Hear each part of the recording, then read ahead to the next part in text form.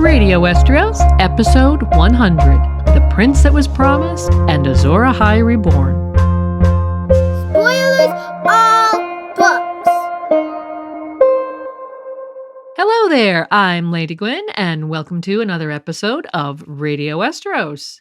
And today's episode isn't just any other episode, it's our 100th.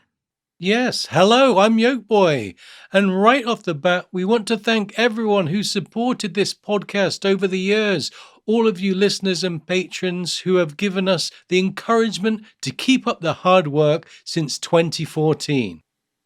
And given the milestone today, we thought we'd present you with a special high-interest episode all about a central aspect to this saga. That's right, today we're going to be taking a close look at Azor Ahai Reborn and The Prince That Was Promised.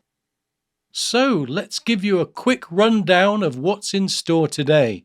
We'll start with a consideration of prophecy in A Song of Ice and Fire.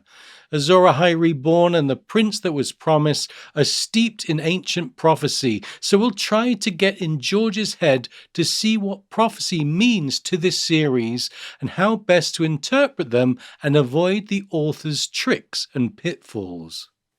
Next, we'll hone in on history in order to gain a greater understanding of who the original Azor Ahai was. By analyzing the past, perhaps we can glimpse the future, for as the bookish Roderick Harlaw tells his niece Asha Greyjoy, history is a wheel bound to repeat itself. Expect to hear about long nights, melting monsters, and a fiery blade called Lightbringer. Then we'll return to those ancient prophecies themselves and try to unravel them and discern their meaning in a comprehensive analysis. Red Star bleeding, Sultan smoke, King's blood, stone dragons. Are the solutions to these prophecies straightforward, or are they more like puzzles that are difficult to decipher? We'll be suggesting a selection of interpretations to these ancient prophecies that will have you intrigued. From there, we'll look to line up prophecies with characters to see who fits them best. We'll not only consider their suitability, but the impact of prophecy on their story.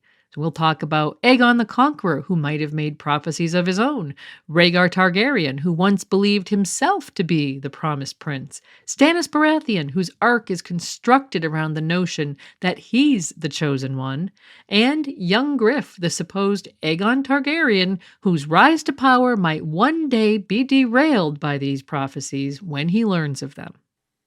And then we'll consider two prime candidates for the Azor Ahai Reborn and Prince That Was Promised mantle, Daenerys Targaryen and Jon Snow. One seems to fit the prophecies in an obvious way, the other in more unexpected ways. What does it all mean? We'll match these two up against the prophecies comprehensively and share our thoughts. By the time we're done, you listeners will have all the information you need to make up your own minds about Azor Ahai Reborn and The Prince That Was Promised. There are a lot of great subjects being covered in this landmark episode. Prophecies, savior figures, magic, the long night, the others, dragons, dawn, and dragonglass. This episode is full to the brim with mysteries and intrigue. So we hope this episode is a suitable offering for our 100th. And before we set our sights on the ancient scrolls from Ashai, we'd like to thank all of our patrons over the years who have enabled us to keep Radio Westeros going strong, including our Flaming Lightbringer patron, TJ Harrington, our Dragonsteel patrons, Maltude and Peter, and our Pale as Milk Glass patrons, Alex, Akka and the Company of the Cats, Chris B. the Song of Ice, Kelly, Sister Winter, Empty Walls, First of His Name, Schwartz the Black, John Wargarian, and Halfmaester Zach, as well as B-Word and Mr. J, The Bear and the Maiden Fair, and Sir Tim of House Jib Jab Hot Dog Shop, house motto, we forge the chains we wear in life. And we also want to shout out Dana the Dreamy, another one of our long-time Iron Level patrons that we are eternally grateful for.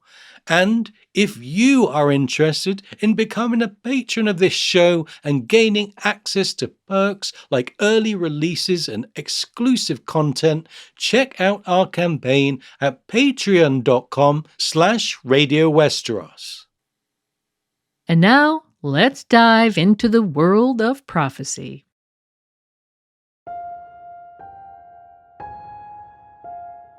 Born amid Sultan smoke beneath a bleeding star, I know the prophecy. Not that I would trust it. Gorgan of Old Gis once wrote that a prophecy is like a treacherous woman. She takes your member in her mouth, and you moan with the pleasure of it, and think, oh, how sweet, how fine, how good this is. And then her teeth snap shut, and your moans turn to screams. That is the nature of prophecy, said Gorgon. Prophecy will bite your prick off every time. While many of the thus far released pages of A Song of Ice and Fire deal with the ever-growing complications of decidedly human political intrigue in Westeros and Essos, there's always the creeping feeling that we're headed toward a supernatural war in the saga's eventual climax. In the opening prologue, George showed us the Others, a race of icy demons with the capability of raising and enslaving the dead. No matter how interesting the plotting and action gets elsewhere, how could we possibly forget what's happening in the far north? We wait with bated breath for the Others to somehow breach the wall and arrive in Westeros as an existential threat to humanity itself.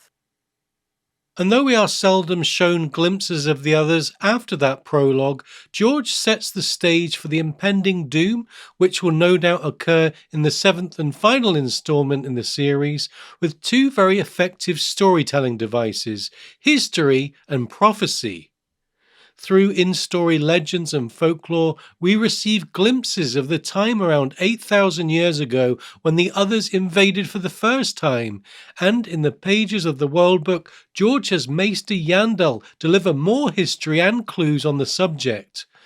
So through history, George tells us what happened in ancient days, which serves both as a look at the past and a glimpse of the future, given it's clear that what occurred before will happen once again in northern Westeros. But to stir up further excitement, George threads in ancient prophecies, a staple element to fantasy storytelling. In universe, the prophecies affect major characters who make major decisions based on their interpretations, leading to major plot consequences. Having mystical characters like Melisandre drive the narrative via the abstract leads to some interesting places and allows George to indulge in a mode of storytelling employed by fellow storytellers from Shakespeare to George Lucas.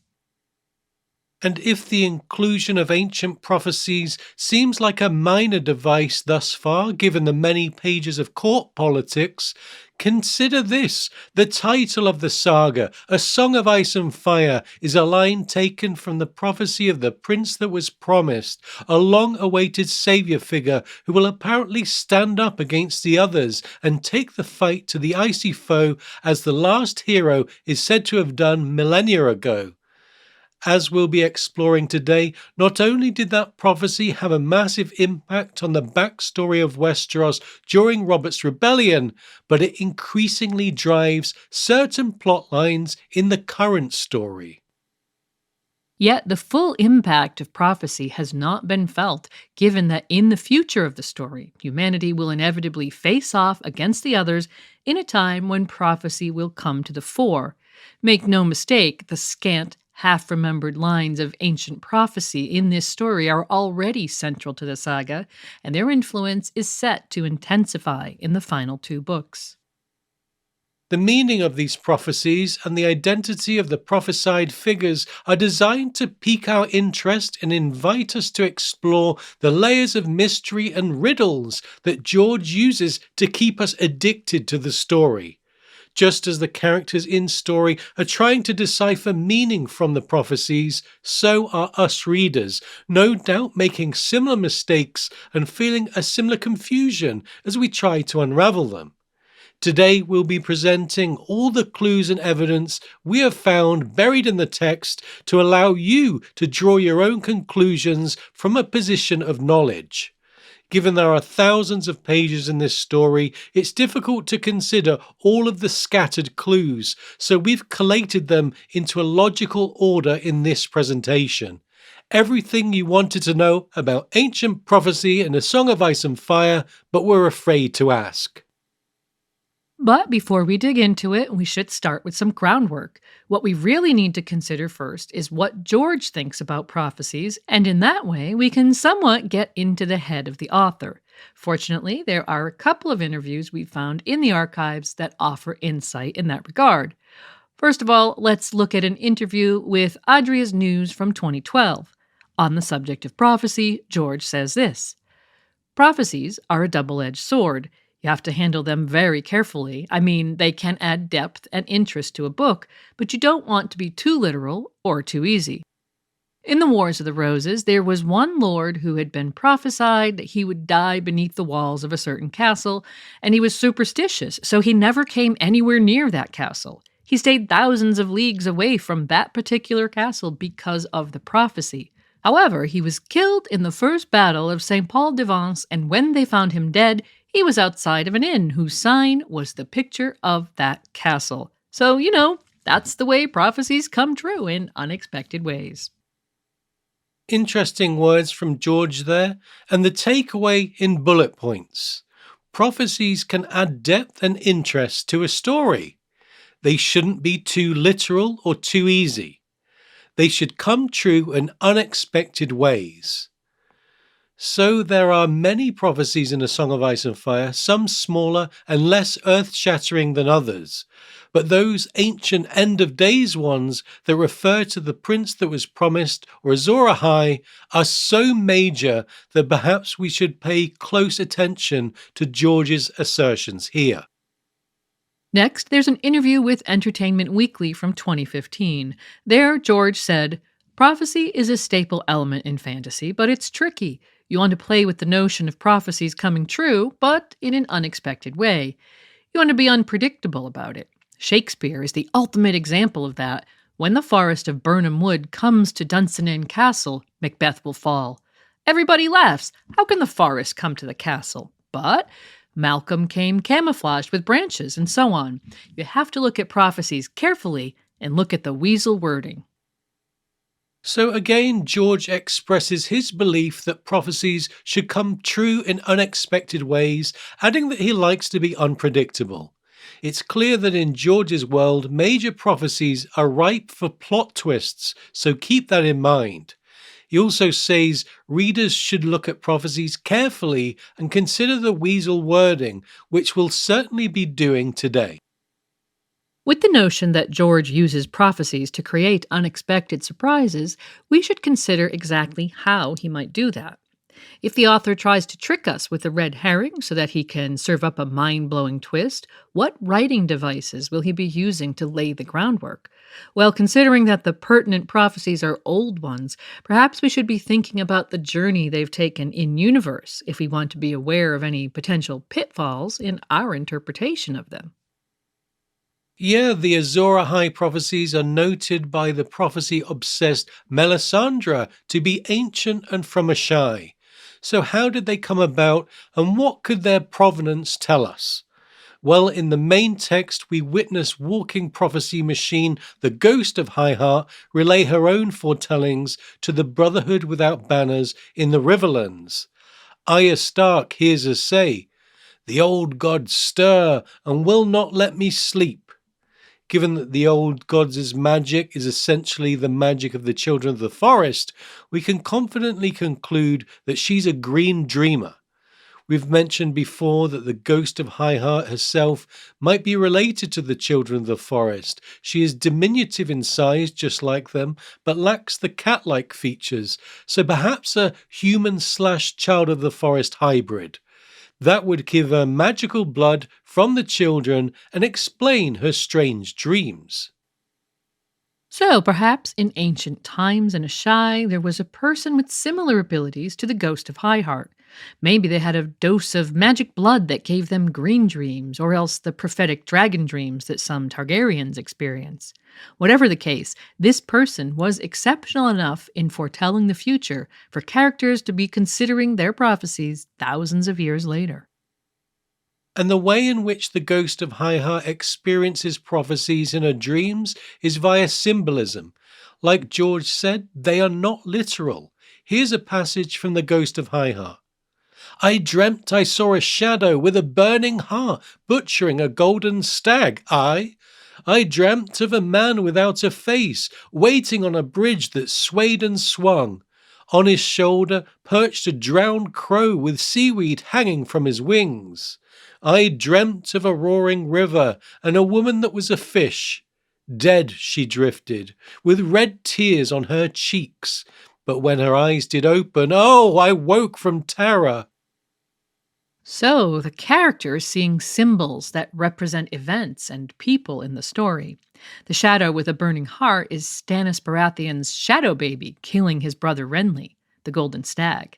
The man without a face is a faceless man assassin murdering Balon Greyjoy, with the crow perhaps symbolizing his younger brother known as Euron Crowseye. The woman that was a fish is Catelyn, the fish referring to her family sigil, the red tears referring to her self-inflicted wounds from the Red Wedding, and her eyes opening, predicting her resurrection.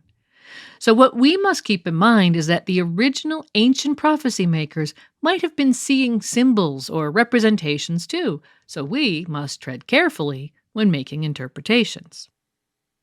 Next, consider the journey the prophecy has been on. Whoever experienced them would likely have had to interpret them with all the cultural limitations of someone living on another continent in a different era, record them, no doubt, in an ancient language, and those records will have been kept for thousands of years and then interpreted by the likes of Melisandre, who is notably and self-admittedly error-prone. There's a lot of opportunity for George to shade in some tricks, and it's no wonder that, for example, Melisandre's recounting of the prophesied stone dragon changes from singular to plural frequently. And being wary of misinterpretations by characters is a salient point. One trick George could use with prophecy is to have a character make an assumption that the reader goes on to assume as well. For example, in A Feast for Crows, Cersei Lannister's point of view chapters are introduced. Through her thoughts and memories, we learn of her deep-seated fear about a mysterious figure called the Valonqar, who is prophesied by Maggie the Frog to kill her. Cersei does her best to forestall the prophecy, believing the Valonqar to be Tyrion, as the High Valyrian word translates to little brother. So if we take Cersei at face value, we'd all believe Tyrion was set to kill her. But then we learn that her twin Jaime was born after Cersei, so he's technically a little brother too, meaning that there's a decent chance that the prophecy could in fact refer to him. Whatever the answer here, we must be careful to consider the source for these prophecies and their wording, and not what the fallible characters say or think about them. And given that Azor Ahai and Prince that was promised prophecies are concerned with supposed saviour figures, we should consider what a saviour figure would mean to the story. Obviously, with an impending Long Night version 2 coming up, heroic human characters will be needed, and a prophesied saviour figure would come in very handy. Prophecies and saviour figures do go hand in hand in speculative fiction, notably a central part of many blockbusting franchises such as Dune, Star Wars, The Matrix, and Harry Potter. While some readers find the concept cliché nowadays, keep in mind that George planned this saga all the way back in 1991, preceding two of these four mega franchises, as well as the Star Wars prequels which contain the prophecy content. Those tropes weren't as well worn in pop culture in the early 90s. And one could argue that savior figure narratives are the most potent archetypes to employ in storytelling. You only have to consider the New Testament to understand the power of the Chosen One and why we might be programmed to be drawn into that sort of religion, mythology, and story. George, as a master storyteller, is well aware of how effective such a narrative can be, and so it's not a massive surprise that he's used the archetypes in this fantasy saga. And so, there's a lot to consider with the ancient prophecies in A Song of Ice and Fire. Given that the Game of Thrones TV show largely ripped this narrative out of their version of the story, book readers still have a lot of room to excitedly speculate on these matters. Hopefully, we can fuel that excitement today. So up next, we'll examine the history of Westeros and Essos in order to gain a deeper understanding of the savior figures from ancient days, when the White Walkers first attacked. It seems logical that to understand Azor Ahai Reborn, we must first understand the original. It is written that there are annals in Ashai of a darkness, of a hero who fought against it with a red sword. His deeds are said to have been performed before the rise of Valyria, in the earliest age when Old Gis was first forming its empire. This legend has spread west from Ashai, and the followers of R'hllor claim that this hero was named Azor Ahai, and prophesy his return.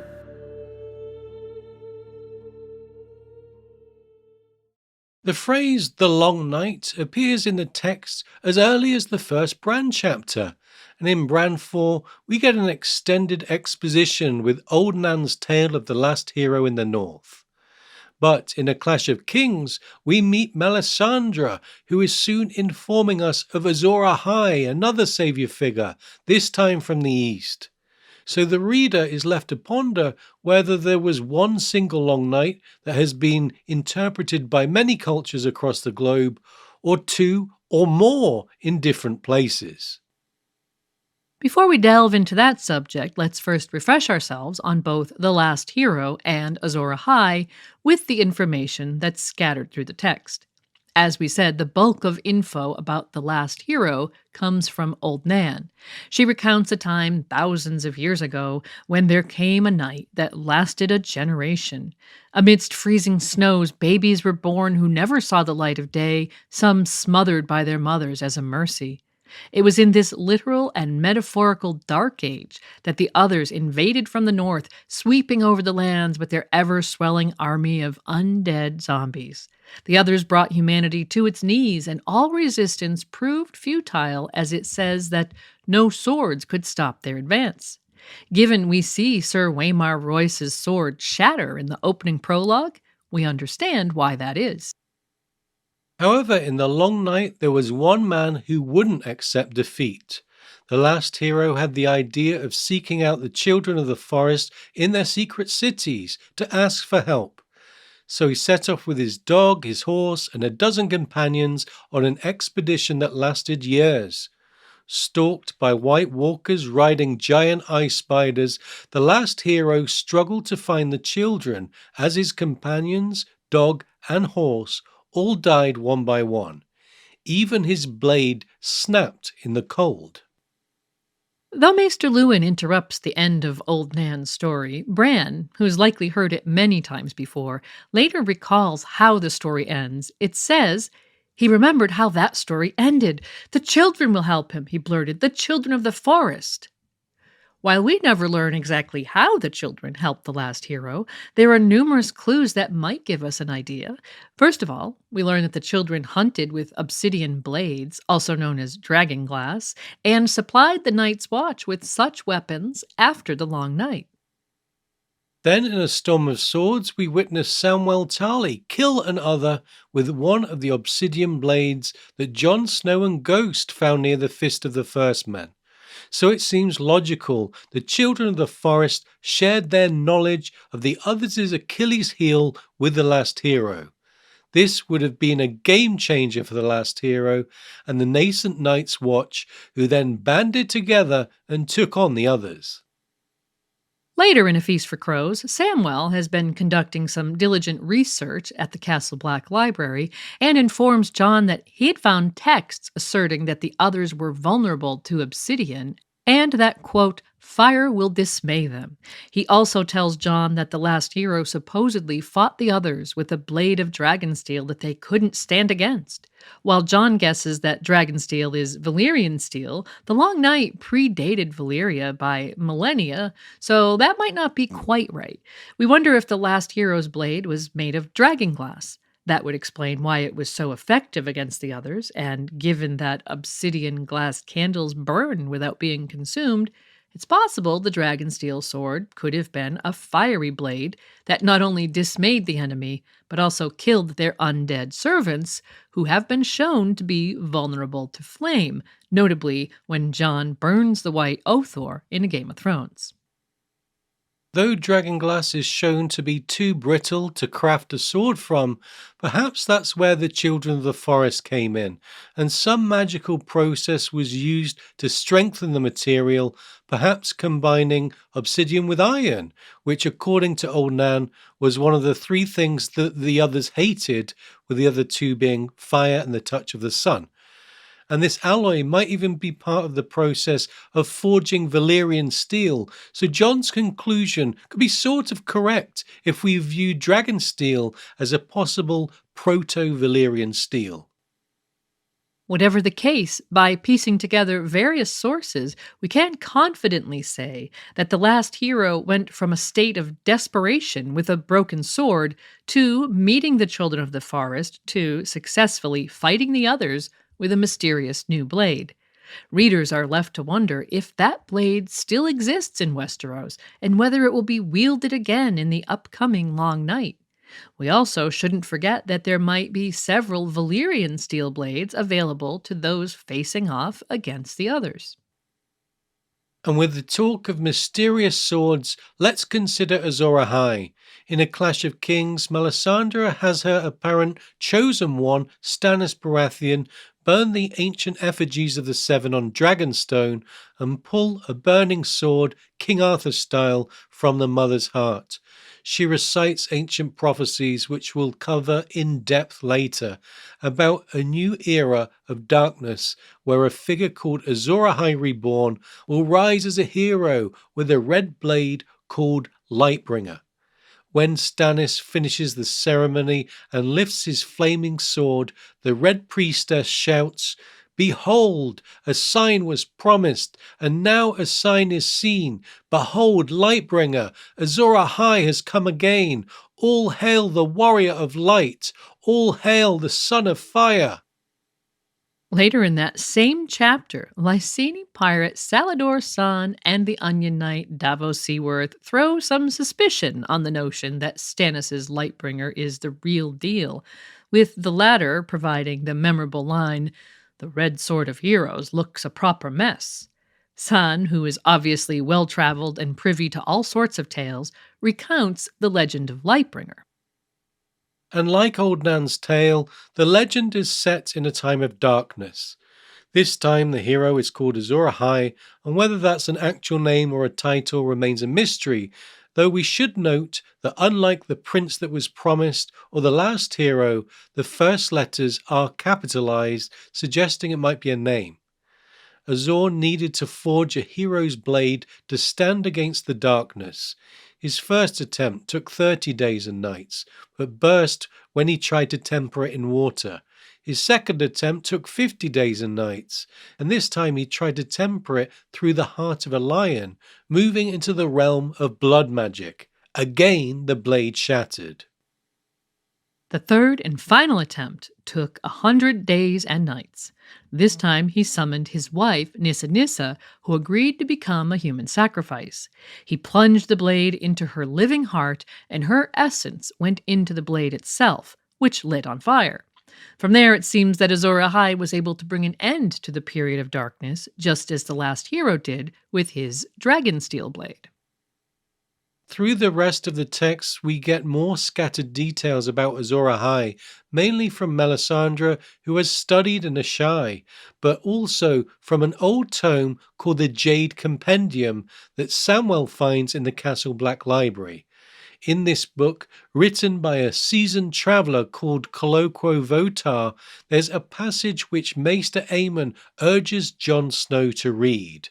When the disinterested Jon eventually reads it, he tells Clydas that, quote, "The pages told of Azor Ahai, Lightbringer was his sword, tempered with his wife's blood if Votar can be believed. Thereafter, Lightbringer was never cold to the touch, but warm as Nissa had been warm. In battle the blade burned fiery hot. Once Azor Ahai fought a monster. When he thrust the sword through the belly of the beast, its blood began to boil. Smoke and steam poured from its mouth, its eyes melted and dribbled down its cheeks, and its body burst into flame." And the use of words like steamed and melted puts us in mind of Samwell Tarly stabbing an other with dragonglass, which led to similar results. There's certainly enough parallels with the accounts of the last hero to have us wondering if he and Azor Ahai were the same figure, viewed through disparate cultural lenses, both fighting the others with magical blades. But there's also a chance there were multiple long nights throughout history, so let's look at the eastern section of the World Book to gather more information. Yeah, there Maester Yandel reports on a period of darkness in Essos. He says, "How long the darkness endured no man can say, but all agree that it was only when a great warrior, known variously as Haakon the Hero, Azor Ahai, Yintar, Nefarion, and Eldric Shadow Chaser, arose to give courage to the race of men and lead the virtuous into battle with his blazing sword Lightbringer, that the darkness was put to rout, and light and love returned once more to the world." The fact that there are several names for Azor Ahai here suggests that different cultures did indeed tell versions of the same event in their legends and folklore. And so it's certainly possible that a name not on this list is that of the last hero, and that tales have spread and evolved from Westeros to the Far East over the millennia. Interestingly, two different cultures have different explanations for the darkness related to events in their own culture. In the Great Empire of the Dawn, the Long Night was blamed on a blood betrayal which saw the Amethyst Empress slain by her own brother, causing one of their gods, the Maiden Maid of Light, to turn her back on the world, while another god, the Lion of Night, emerged to punish humanity. Then there's the Rhoynar, who still speak of a time so cold that the Rhoyne River froze. Yandel says that, according to these tales, the return of the sun came only when a hero convinced Mother Rhoyne's many children, lesser gods such as the Crab King and the Old Man of the River, to put aside their bickering and join together to sing a secret song that brought back the day.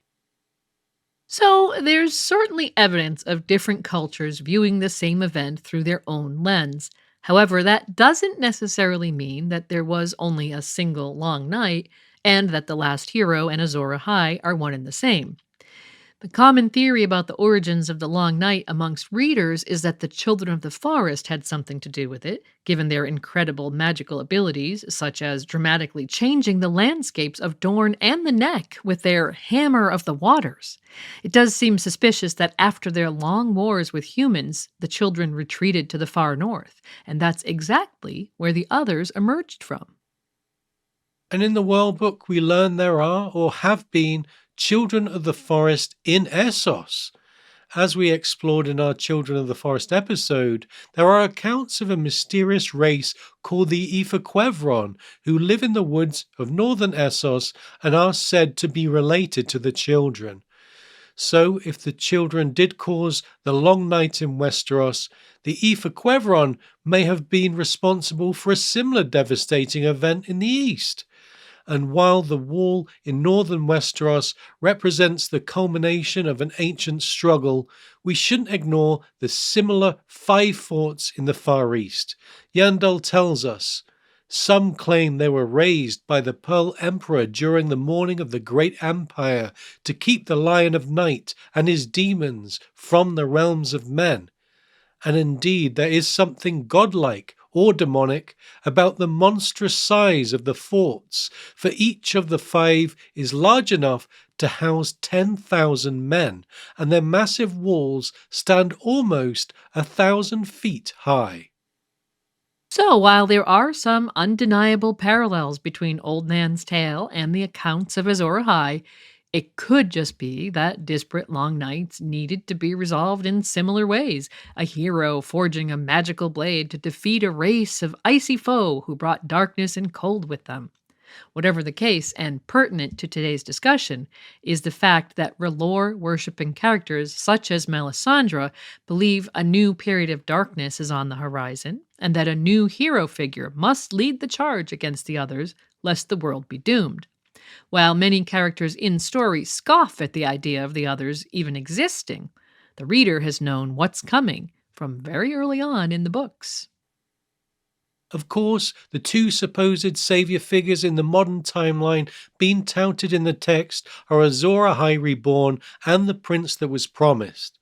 Again, there is discussion about whether these 2 figures will turn out to be different people or the same figure anticipated by different cultures.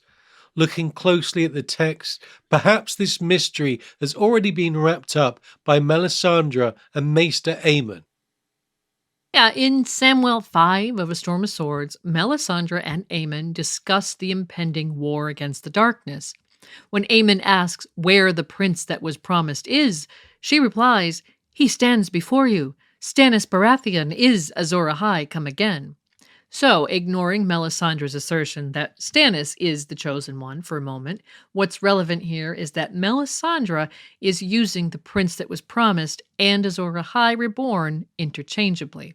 And what's more, Maester Aemon, who must know a lot about the ancient prophecies given his communications with Rhaegar Targaryen on the subject, does not correct her. And in Davos 4 of the same book, Melisandre delivers this dramatic line: "The sand is running through the glass more quickly now, and man's hour on earth is almost done. We must act boldly, or all hope is lost. Westeros must unite beneath her one true king, the prince that was promised." Later in that chapter, she calls Stannis the prince that was promised once more, so we find it likely that Melisandre and Aemon have read in prophecy that both titles refer to the same figure. And with talk of characters interpreting these prophecies, it's time for us to take a close look at them ourselves. While histories and legends give us a broad idea of what to expect from a heroic figure in an era of White Walker-related darkness, they tell us little about who that figure might be from the large cast of characters in the saga. So let's see what can be gleaned from the snippets of prophecy presented in the text.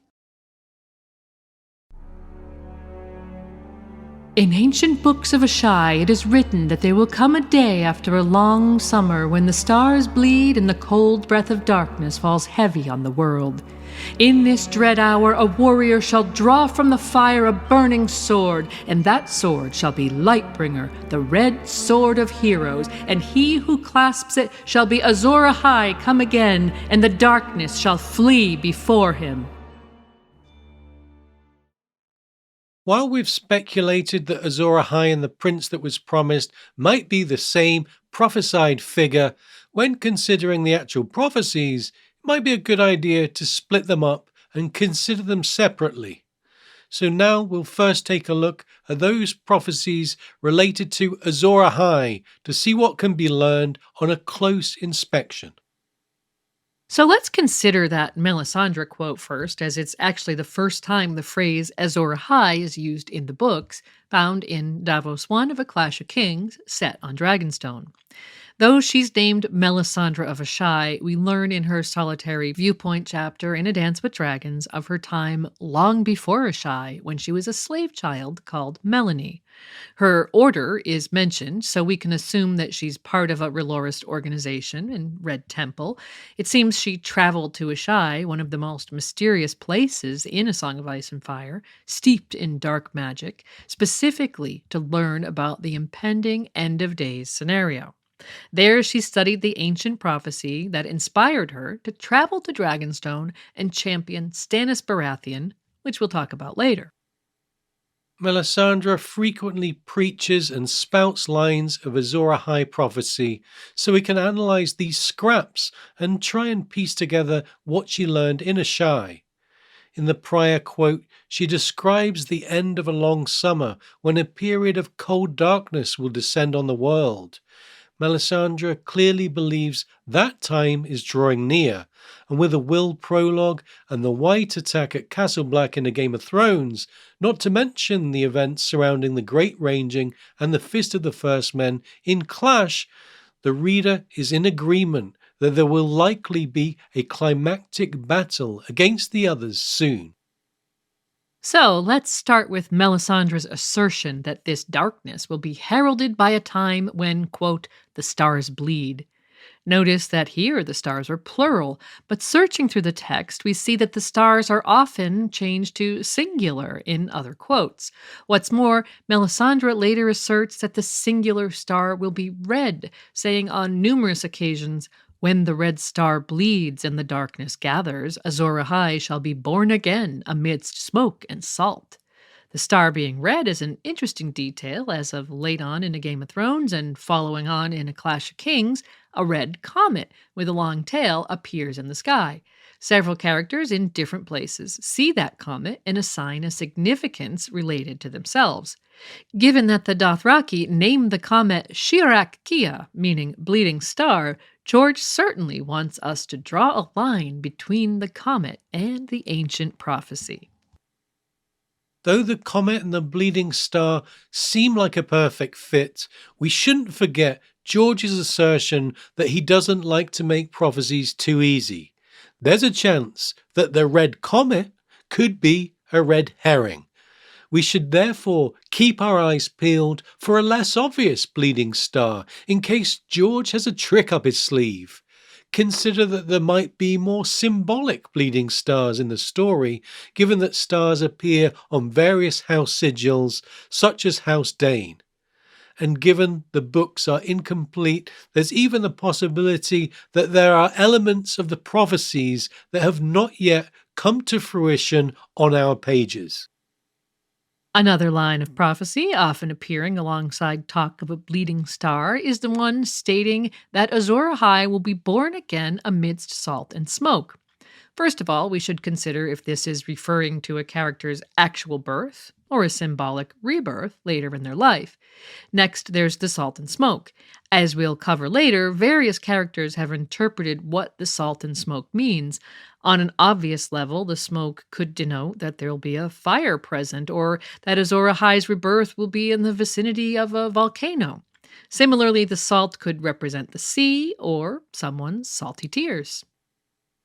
Yet, as we've said, we can't rely on characters' interpretations. Again, salt and smoke could refer to things less obvious if George wants us to take the bait and trick us. One idea we found interesting from Westeros forum user Zay is that the salt and smoke could in fact be snow and smoke. This prophecy comes from Asshai, from someone experiencing visions. Living in a warm southern climate of Asshai, the prophecy maker might not have known what the snow they were seeing was in their visions, just as there are people in the real world who have never seen snow. Therefore, they might have interpreted the snow in the scene as salt.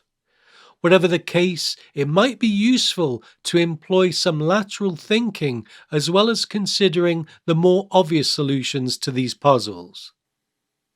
And another frequently mentioned facet of the Azor Ahai prophecies is the stone dragons/stone dragon. This is another aspect that Melisandre frequently changes from singular to plural, and as we'll see, that would give the prophecy two very different meanings. In Davos 3 of A Storm of Swords, Melisandre says that Azor Ahai shall be born again amidst smoke and salt to wake dragons out of stone. This sounds very specific, and of course, at the end of A Game of Thrones, 3 dragons are literally birthed from stone eggs. Sounds like an open and shut case, right? However, in the next Davos chapter, Melisandre switches to saying she intends to wake the stone dragon. "Give me the boy, and I will wake the stone dragon," she says of Edric Storm. "Only a king's blood can wake the stone dragon," she later says to Stannis. And in a conversation with Samwell Tarly at the Wall, commenting on what Melisandre has been telling the Night's Watch and the Queen's Men, Jon Snow says, "King's blood to wake a dragon." Where Melisandre thinks to find a sleeping dragon, no one is quite sure. It's nonsense. Mance's blood is no more royal than mine own. While John's line about his blood not being royal might be one of the great R+L=J wink winks in the text, it's interesting that he interprets the dragon as sleeping. If the stone dragon is indeed singular, we can ponder if said dragon is metaphorical, i.e. a Targaryen and not a literal dragon. In the Duncan Egg novella The Mystery Knight, there's Daemon II Blackfire's prophetic dream of a dragon hatching at White Walls. It turns out that the dragon hatching was not literal, but Egg himself coming of age. Dragons often represent Targaryens in dreams and prophecy.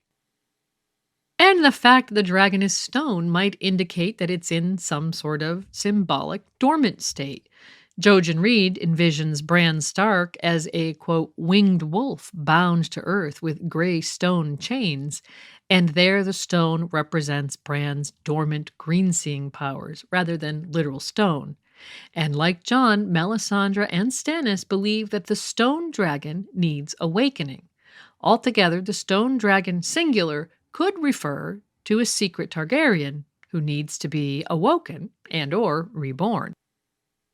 And on the subject of waking the stone dragon, singular or plural, we might wonder how it or they could be awoken. Well, in that Jon quote, we heard the line, "Only a king's blood can wake the stone dragon." Of course, this king's blood notion comes from Melisandre, who no doubt read about it in Asshai, and it was in Davos 4 of A Storm of Swords we first learned that king's blood was a key part of the Azor Ahai prophecies. Stannis tells Davos that, "By himself, Edric Storm is naught, you understand, but in his veins flows my brother's blood. There is power in king's blood," Melisandre says. So apparently there's power in king's blood, and of course we soon learn that that power refers to its role in waking the stone dragon. Desperate to sacrifice Edric Storm, Melisandre requests his life from Stannis, and clearly not for the first time. Here's the passage. "Give me the boy, your grace. It is the surer way, the better way. Give me the boy, and I shall wake the stone dragon. I have told you, no. He is only one base-born boy against all the boys of Westeros and all the girls as well, against all the children that might ever be born in all the kingdoms of the world. The boy is innocent. The boy defiled your marriage bed, else you would surely have sons of your own. He shamed you. Robert did that, not the boy. My daughter has grown fond of him, and he is mine own blood." "Your brother's blood," Melisandre said. "A king's blood. Only a king's blood can wake the stone dragon." So that leaves the reader wondering whose king's blood we should be looking out for. The very concept of powerful king's blood has us tied in knots. What's so special about a king's blood? Does it need to come from a king, or will a less pure relative do the trick? Who counts as having king's blood, and where do we draw the line? Given there's 5 kings in Westeros at one point, there might be many options there. And over in Essos, things get even more complicated. In A Game of Thrones, Dany travels with the Dothraki, who are led by Khals in groups called Khalasars. So, does a Khal count as a king? Did Dany's husband, Khal Drogo, have the powerful king's blood essential to the ancient prophecies flowing through his veins? And up north in Westeros, there's another so-called king. Mance Rayder is called the King Beyond the Wall, singular leader of the free folk. But as John notes, he's not exactly royalty, given that he was chosen rather than inheriting the title within a royal family. So, does his blood count as king's blood? Though the reader may have their doubts, remember that John smuggles Mance's baby son to Old Town, so the boy is kept well away from the king's blood obsessed Melisandre, who is still on the search for a sacrifice after Davos smuggled Edric Storm away from her clutches.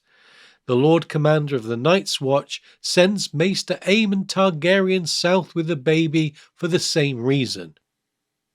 The truth is that Melisandre doesn't exactly know what she's doing. She's ready to burn people as a sacrifice because of a line of prophecy that she might not fully grasp.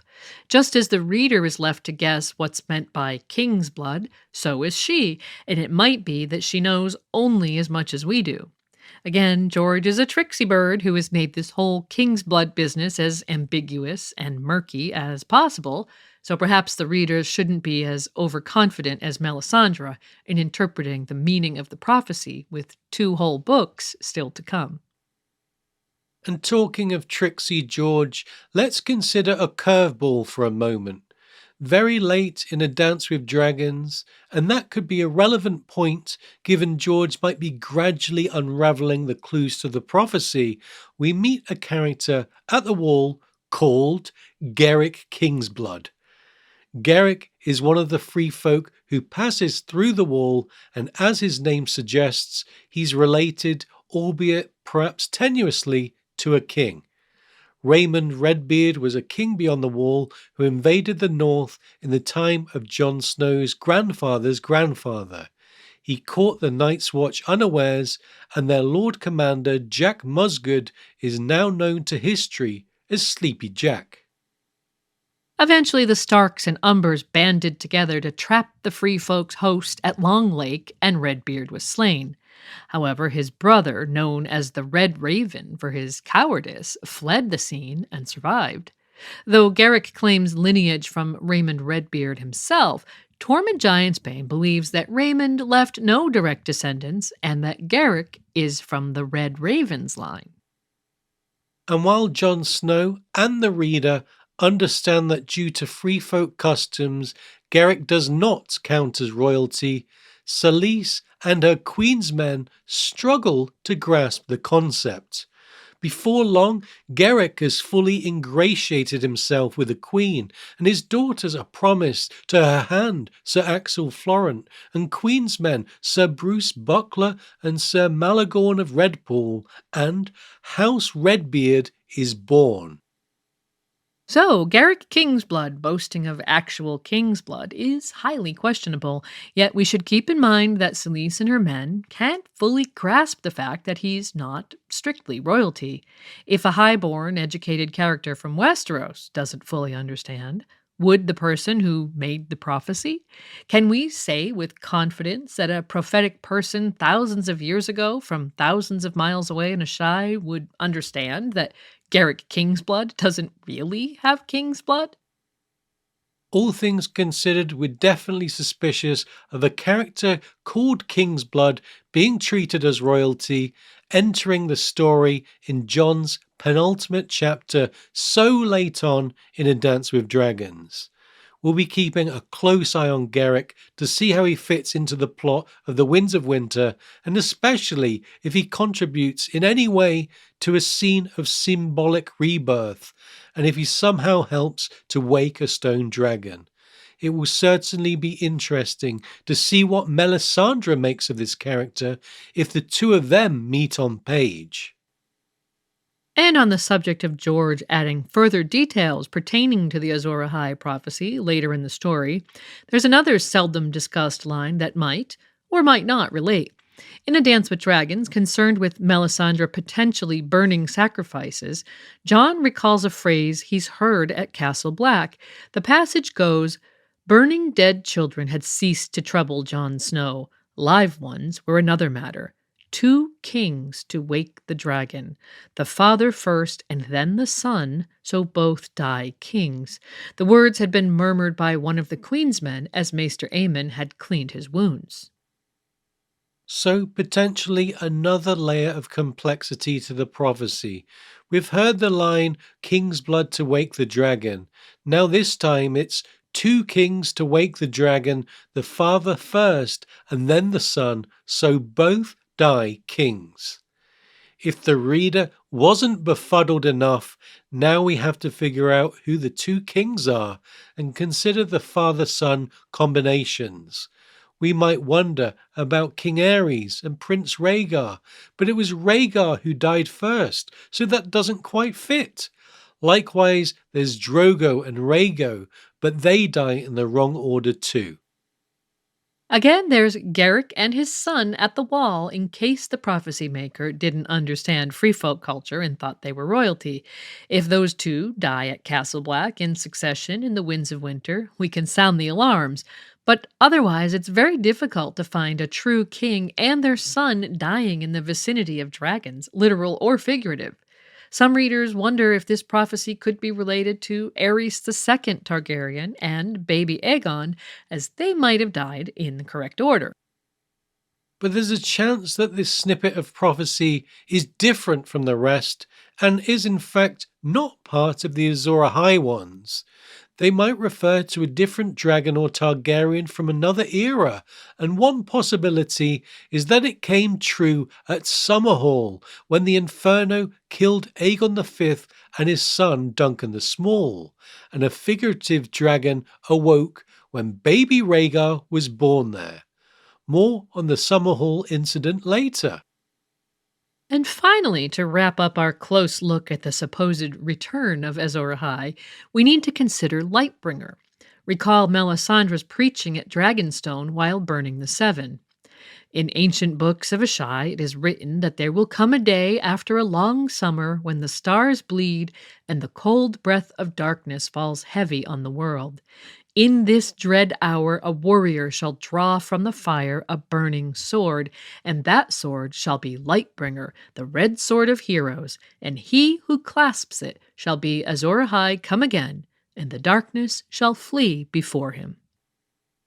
So the legend of Lightbringer informs us of the first Azor Ahai forging and wielding a flaming magical blade, and Melisandre seems in no doubt that Lightbringer will make another appearance. As we've covered, a flaming blade makes sense in a battle against the others, given that fire dismays them, and their army of wights are also vulnerable to fire. If there's dragonglass in the blade, then it could kill the others too, a dual-purpose weapon fit for the end of day's battle. The big question readers have is what sword Lightbringer could be, if it's even a sword at all. Yeah, and there are all sorts of ideas floating around the fandom. Many readers are focused on the sword of House Dane, called Dawn. Just its name sounds suspiciously like the end of a long night. The blade is a unique anomaly in the story. It's a super sharp weapon, but notably is not Valyrian steel. It's described as pale as milk glass, and House Dane claims it was forged from the heart of a fallen star, i.e., a meteorite, though that could just be a cover story. The Danes even have a special title for the one honored enough to hold the sword of the morning, which again sounds suspiciously like what happens following a long night. And if Dawn was the fabled Lightbringer of old, some fans wonder if it will burst into flame once again when Azor Ahai Reborn wields it against the others. Perhaps then it will turn red like in the prophecy. House Dane might have been guarding the blade until Azor Ahai returned. They're an ancient and mysterious house, so that is in the realm of possibility. During the Winds of Winter, keep a very close eye on Areo-Hotar's chapters, which may take place at High Hermitage or even Starfall, to try and glean who is currently in possession of Dorne, and whether there's a chance it could be making its way north towards the Wall. Other fans wonder if Lightbringer could be one of the Valyrian steel swords in the story, such as Longclaw. It certainly makes sense that as the Night's Watch awaits the other's invasion, there's a convergence of Valyrian steel at the Wall, so keep an eye on which blades are heading north. There are question marks, though, about how these blades could burn without being consumed. Then there's the idea that an entirely new Lightbringer could be forged. Given there's a popular Smith character in Gendry on our pages, could he one day arrive at the Wall and forge a new Lightbringer? Might Tobo Mott's ex-pupil combine iron and dragonglass to make a strong blade lethal to the others? It's an exciting prospect and something to think about, especially given the importance of smiths to many real-world mythologies. Of course, there's already a character who's attempted to make a fresh Lightbringer, though this time by glamoring rather than forging. Melisandre is very excited about Stannis' new blade, named, well, Lightbringer. It's shiny bright and gives off an exquisite light, yet notably, it has a ruby in the hilt, a sign of a magical glamour that changes the appearance of a person or object. Not only does Salador San suspect the sword is not the real Lightbringer, but Maester Aemon is concerned that it gives off no heat, as Lightbringer should. We don't think there are many in the fandom ready to fall for another of Melisandre's ruses. On the subject of creating a new Lightbringer, considering the old legend, fans wonder if there would be need for another Nissa Nissa. In the story, she's a willing sacrifice in a ceremony that might have saved the world. This leads to the discussion not only about who would be Azor Ahai, but who would be their Nissa Nissa. Melisandre manages to avoid a human sacrifice by having Stannis symbolically pull his magic blade from the heart of the mother statue. Yet for all the talk of a second Nissa Nissa, do we really need another? Is it possible that the sword could be lit in the same way that Maester Marwyn lit a glass candle, with some sort of blood magic, but without a sacrifice? And thinking outside the box once more, we should consider if perhaps Lightbringer won't turn out to be a sword after all. In a non-literal interpretation, Lightbringer could be something fiery and lethal to the others, but not a blade. Some fans wonder if dragons could fit the bill here. So overall, plenty of food for thought about the meaning of the Azor Ahai prophecies and the nature of Lightbringer. We can see just how many variables there are in this complex equation. Fortunately, there are another set of prophecies that might help us narrow the scope. Up next, we'll be discussing the prophecies pertaining to the prince who was promised. Viserys was her first thought the next time she paused, but a second glance told her otherwise. The man had her brother's hair, but he was taller, and his eyes were a dark indigo rather than lilac. "Aegon," he said to a woman nursing a newborn babe in a great wooden bed. "What better name for a king?" "Will you make a song for him?" the woman asked. "He has a song," the man replied. "He is the prince that was promised, and his is the song of ice and fire." Toward the end of A Clash of Kings, Daenerys Targaryen ventures into the mysterious House of the Undying in Qarth, while affected by the hallucinogenic concoction known as Shade of the Evening.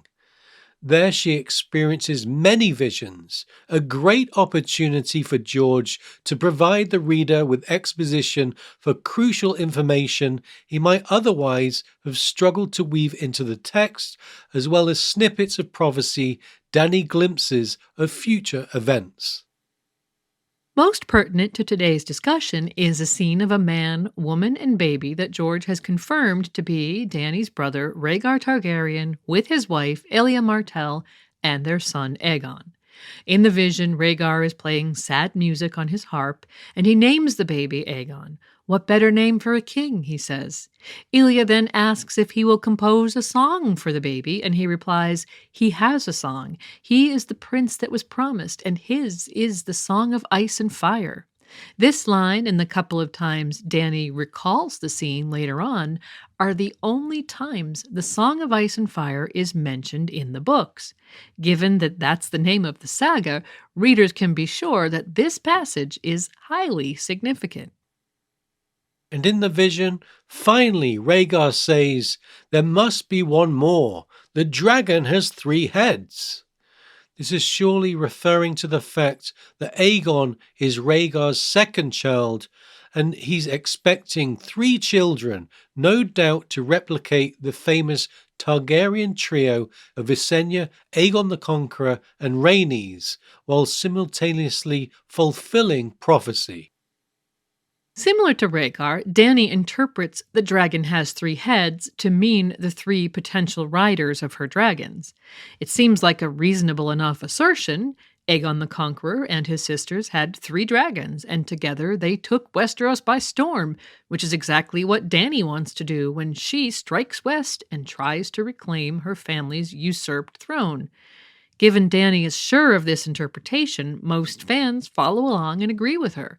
But how can we be sure Dany's correct? Will there be 3 dragon riders working together in the future of the plot? Are we certain that a dragon won't be stolen or killed, for example?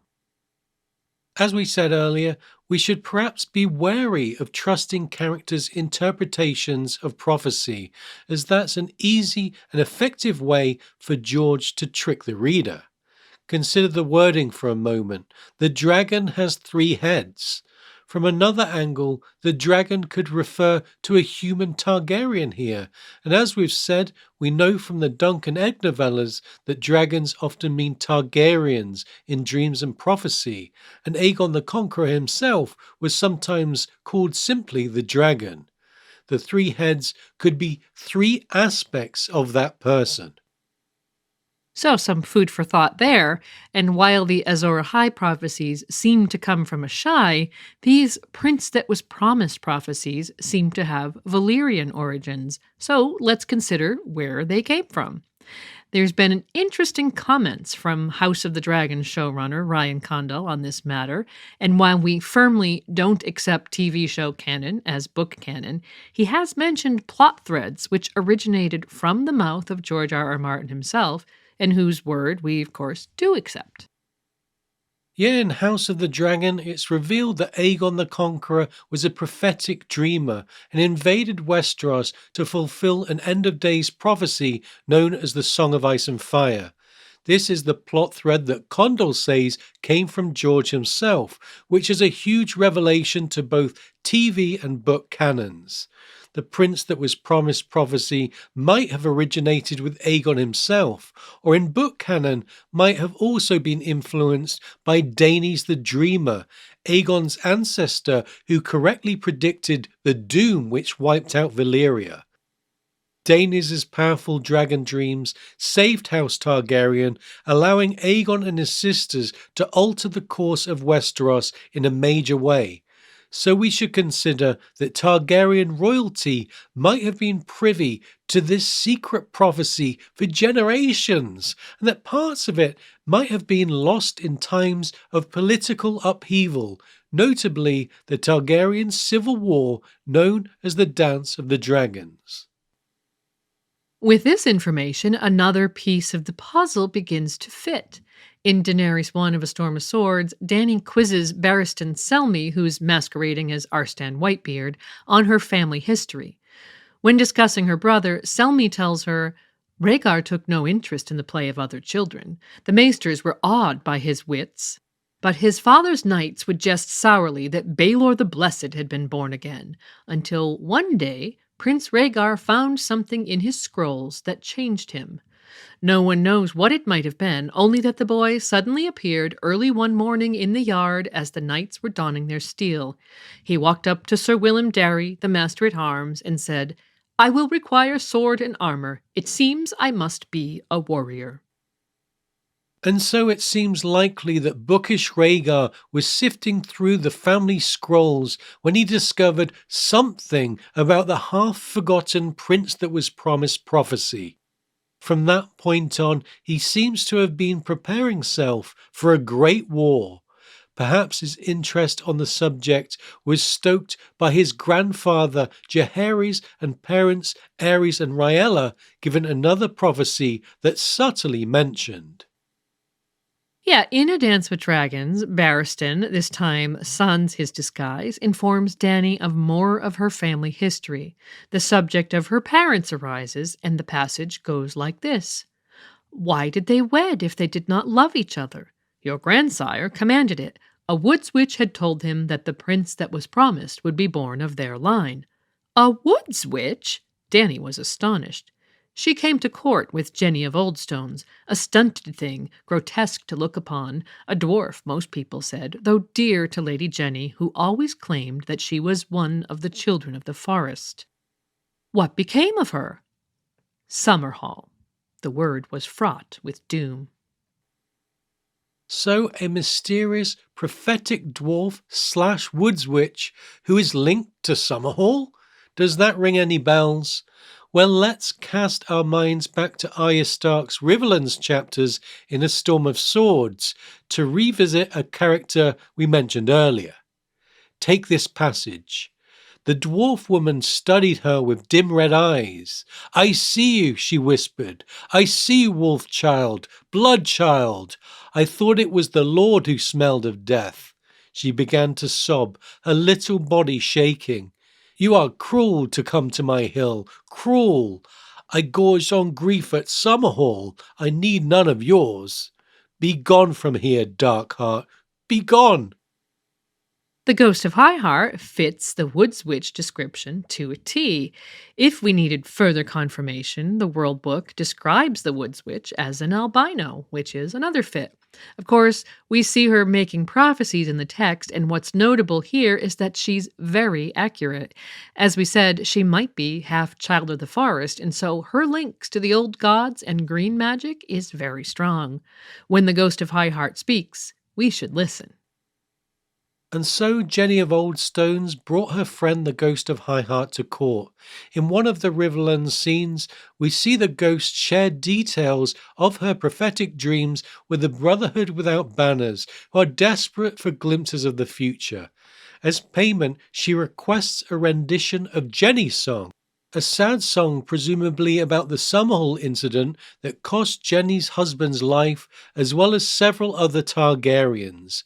Given that Rhaegar is known to have played sad songs on his harp, Redditor Cantus has suggested that he wrote Jenny's song as a repayment for the Ghost of High Heart, revealing further details of the prince that was promised prophecy to him.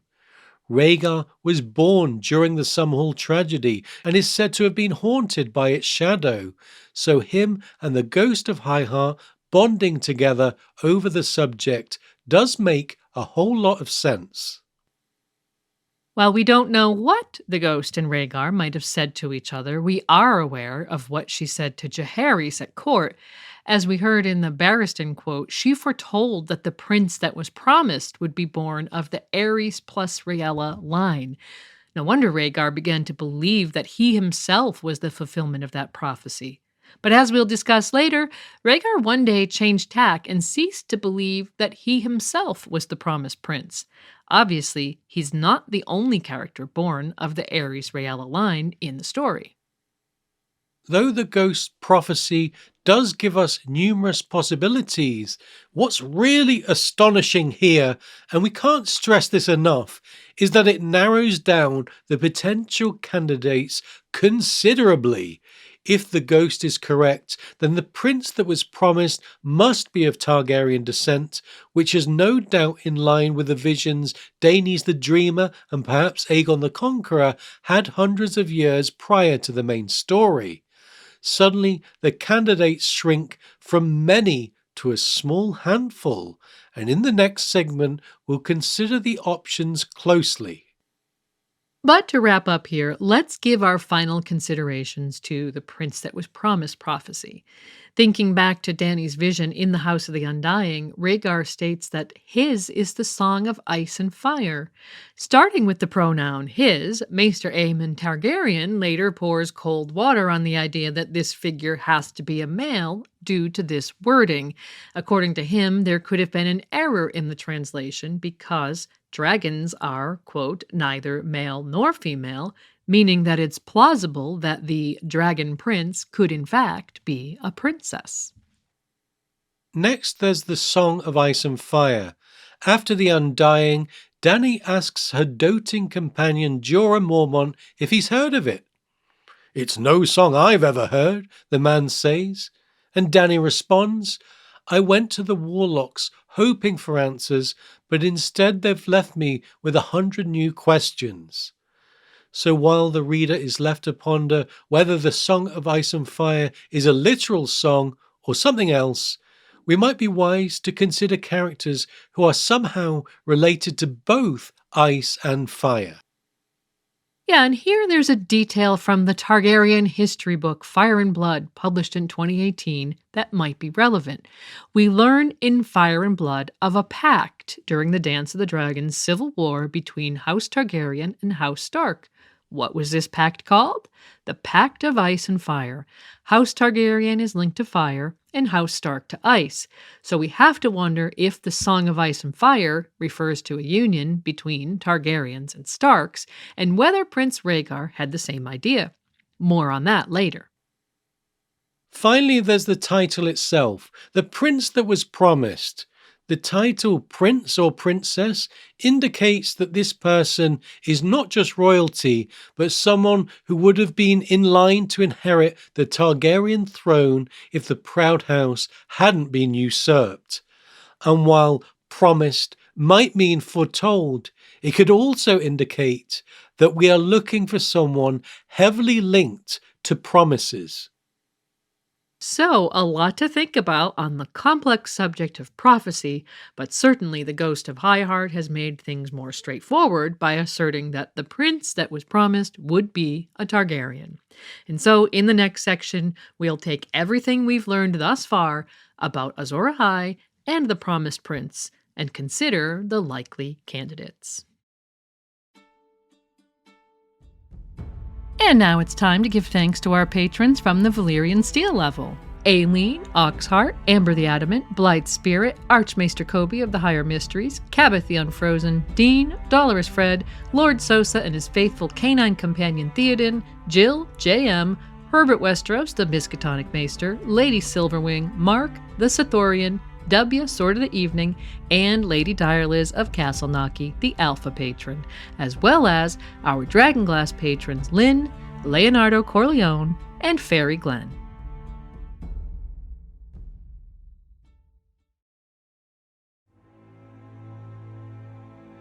At its apex, Valyria was the greatest city in the known world, the center of civilization.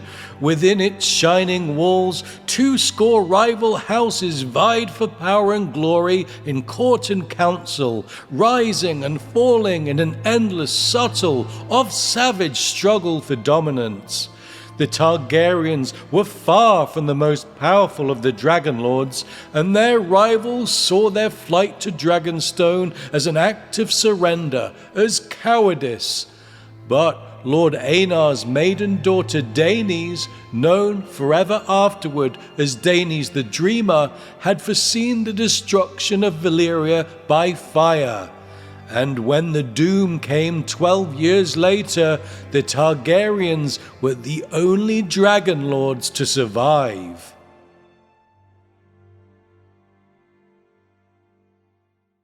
Now that we've covered the history of ancient heroes and prophecy, it's time to consider what all of this means for characters in the story.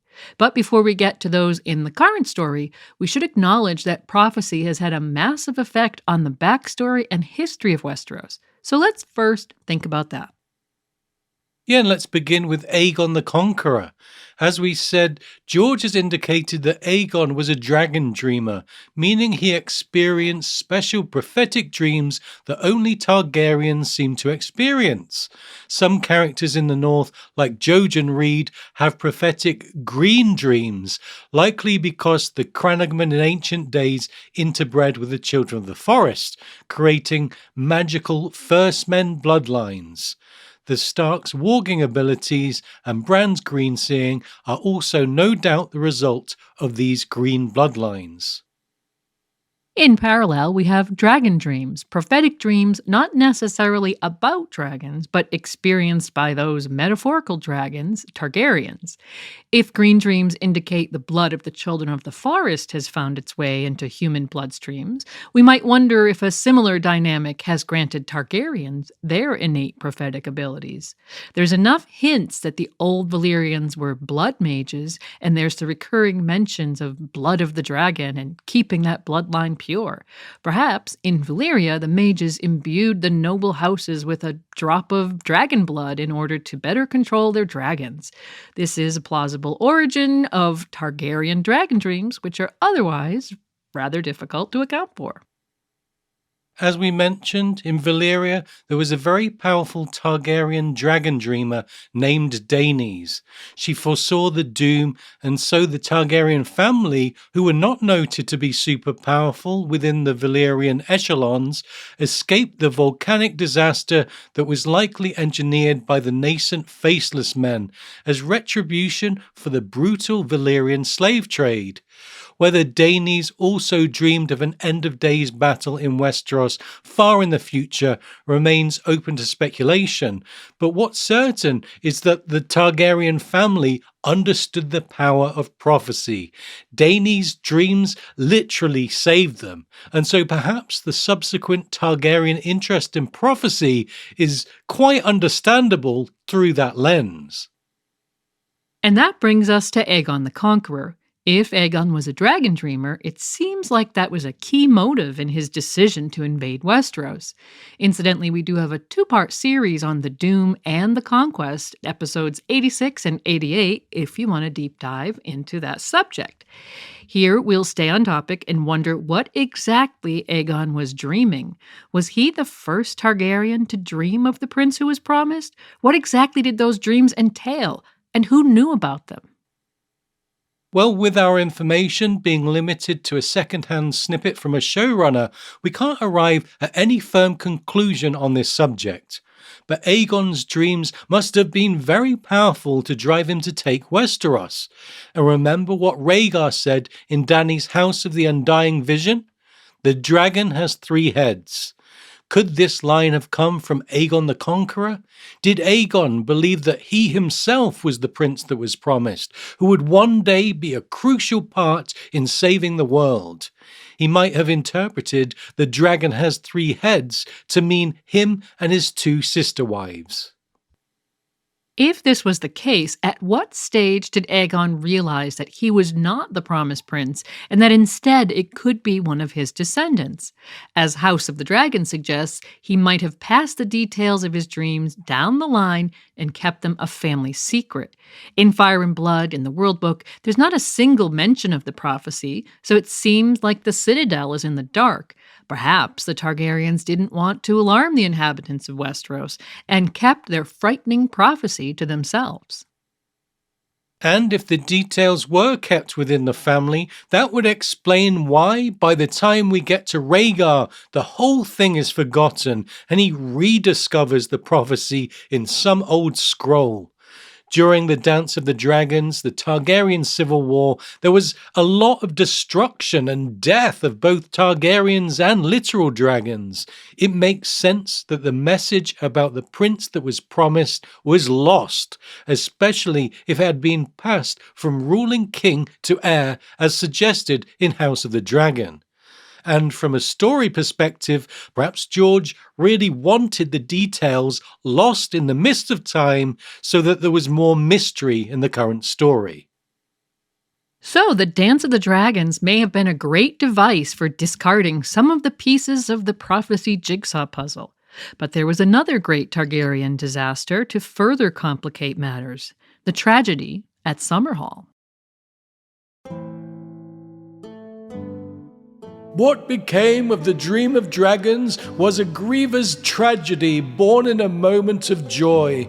In the fateful year 259 AC, King Aegon V summoned many of those closest to him to Summerhall, his favourite castle, there to celebrate the impending birth of his first great-grandchild, a boy later named Rhaegar, to his grandson Aerys and granddaughter Rhaella, the children of Prince Jaehaerys.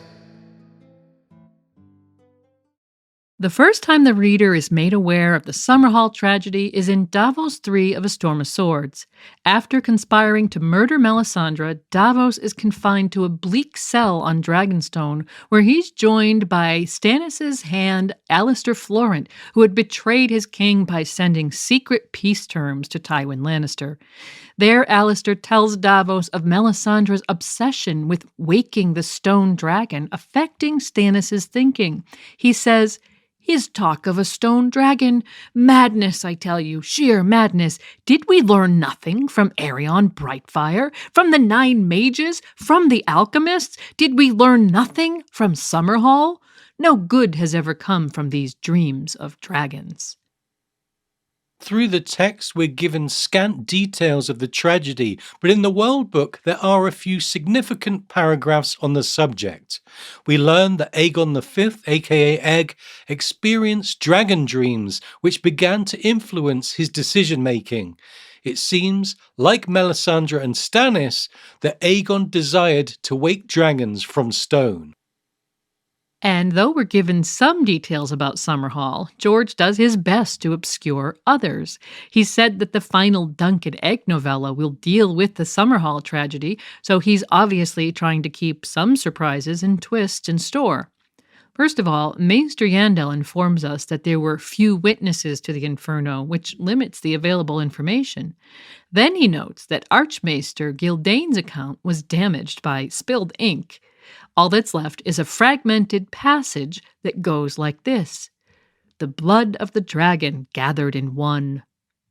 7 eggs to honor the 7 gods, though the king's own septon had warned.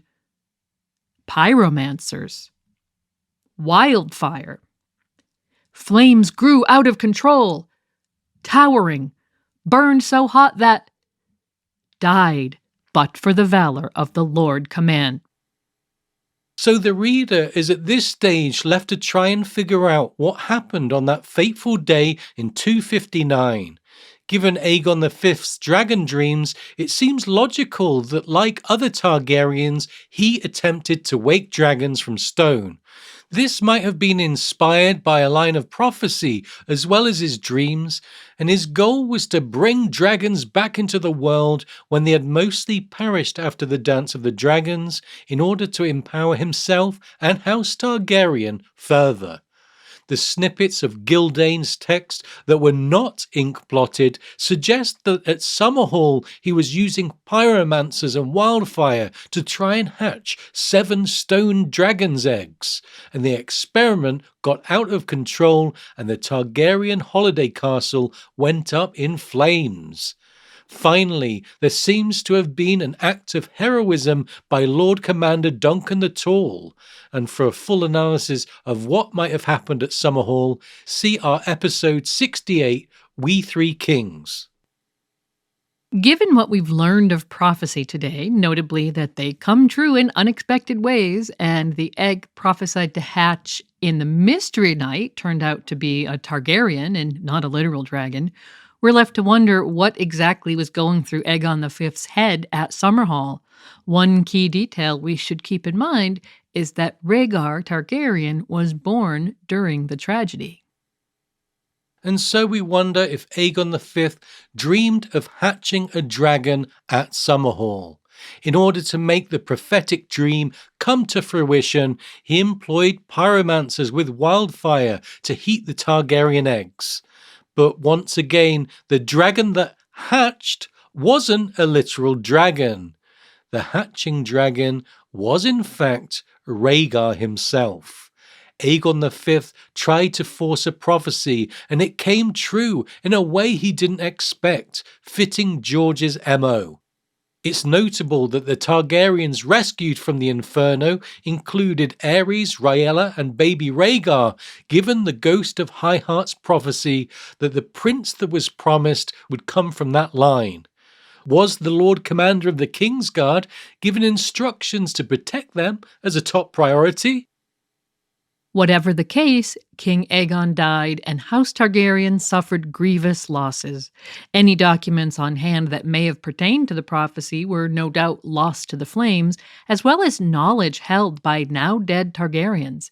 After the Dance of the Dragons, Summerhall was the second great opportunity for George to bury the prince that was promised prophecy and shroud it even further in mystery.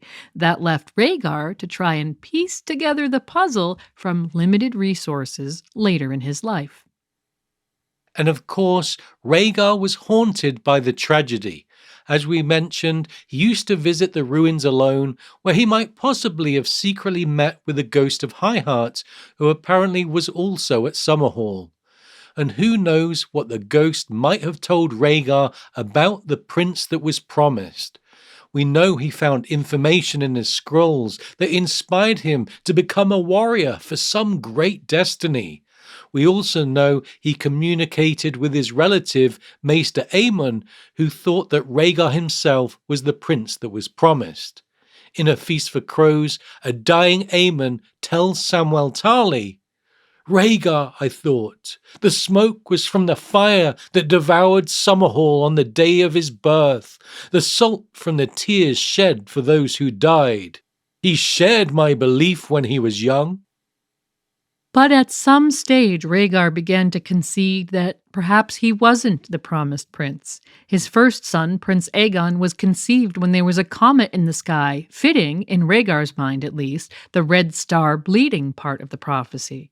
The fact that Rhaegar named Aegon Aegon, what better name for a king, could indicate that he believed the promised prince would have that name. Though there is little direct evidence, we can wonder if the ghost of Highheart was advising him and what influence she might have had. And as we saw in Dany's House of the Undying vision, Rhaegar apparently became fixated by the idea he needed a third child to fulfill the prophecy. It seems at some stage he conceived the idea that the child would be born not by his wife Elia, but by Lyanna Stark. Again, could the ghost of Highheart have influenced him here? Might she have seen dragons and wolves in her symbolic dreams, or blue roses? Rhaegar met Lyanna at the fateful tourney of Harrenhal, which of course we covered in our previous episode. Though the event was steeped in mystery, it seems likely that Lyanna dressed up as a knight to defeat those contestants whose squires had bullied Howland Reed. The appearance of the mystery knight enraged the increasingly paranoid King Aerys, who desperately wanted to know the knight's identity.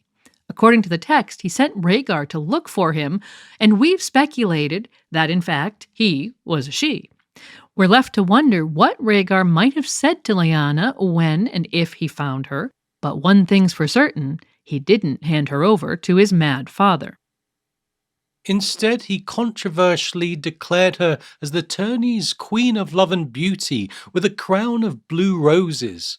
We've suggested that following the tourney, Aerys discovered Lyanna was the Mystery Knight and sought to punish her, and that Rhaegar may have intercepted her to save her life, despite later claims that it was a kidnapping.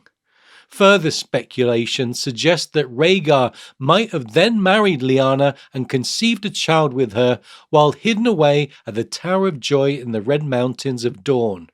Following Rhaegar and Lyanna's deaths, that prince was then hidden away, claimed as a bastard of Ned Stark's to keep a promise made to his sister on her deathbed in order to keep the child safe from the Targaryen-hating Robert Baratheon. So there's a lot to chew on in that scenario, but let's keep in mind that Rhaegar and Lyanna disappearing together was the key incident that sparked Robert's rebellion, that not only saw Rhaegar die by Robert's warhammer, but House Targaryen brought to its knees. Whatever the truth of the Rhaegar plus Lyanna union, it's the central aspect of the backstory of the current series, which we'll get back to later. But for now, we're going to switch our attention from one flawed promise candidate for the prince that was promised in Rhaegar to another in the person of his cousin, Stannis Baratheon. It is the war for the dawn you speak of, my lady. But where is the prince that was promised? He stands before you, Melisandre declared, though you do not have the eyes to see. Stannis Baratheon is Azor Ahai come again, the warrior of fire. In him the prophecies are fulfilled. The red comet blazed across the sky to herald his coming, and he bears Lightbringer, the red sword of heroes. Some years prior to the beginning of A Game of Thrones, Melisandre of Asshai travelled from the east to Dragonstone.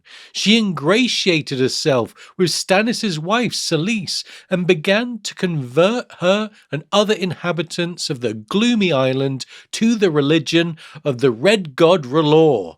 Melisandre is educated in prophecy, boasts of advanced prophetic flame-reading abilities, and has come to believe that Stannis Baratheon is the Lord's chosen instrument to win the War for the Dawn, aka Azor Ahai Reborn. What caused her to believe Stannis is the prophesied figure is an interesting question. We know that she's privy to some parts of the prophecies, likely from texts found in Asshai, but perhaps not all. She might have thought Azor Ahai Reborn must have Targaryen blood, which narrowed down her search considerably. In the story, there are ostensibly only Stannis, Renly, Robert, and Viserys who boast of dragon blood if the promised prince is male. But what Melisandre doesn't seem to know is the sub-prophecy that the Lord's chosen would be born of the Ares R'hllor line. This prediction didn't come from Asshai, but from the ghost of Highheart. And as we've mentioned, not many people outside House Targaryen would have known about the ghost of Highheart's words. In short, there's no way Melisandre could have known this information, explaining why she went to Stannis when he's not from the Ares R'hllor line.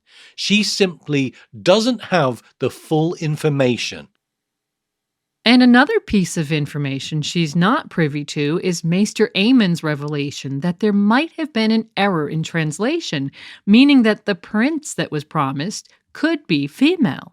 Aemon comes to this conclusion after he departs the wall, so he doesn't share that idea with Melisandre. Again, she might be drawing conclusions from less information than the reader is privy to.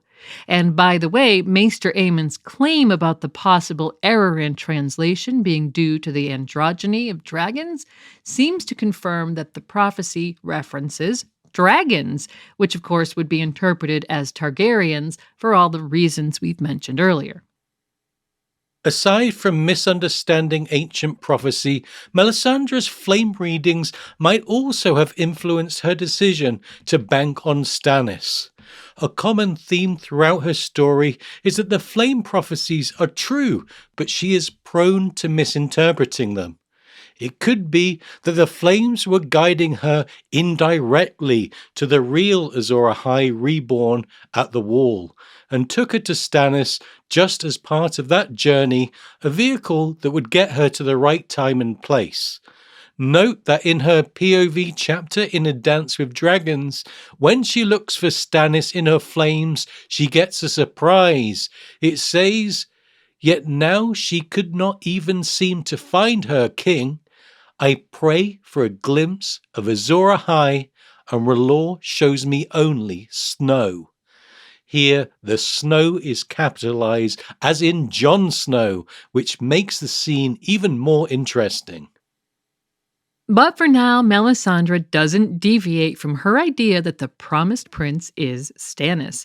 Soon after we're introduced to her in A Clash of Kings, she's conducting some elaborate ceremony to force Stannis to fit the prophecies.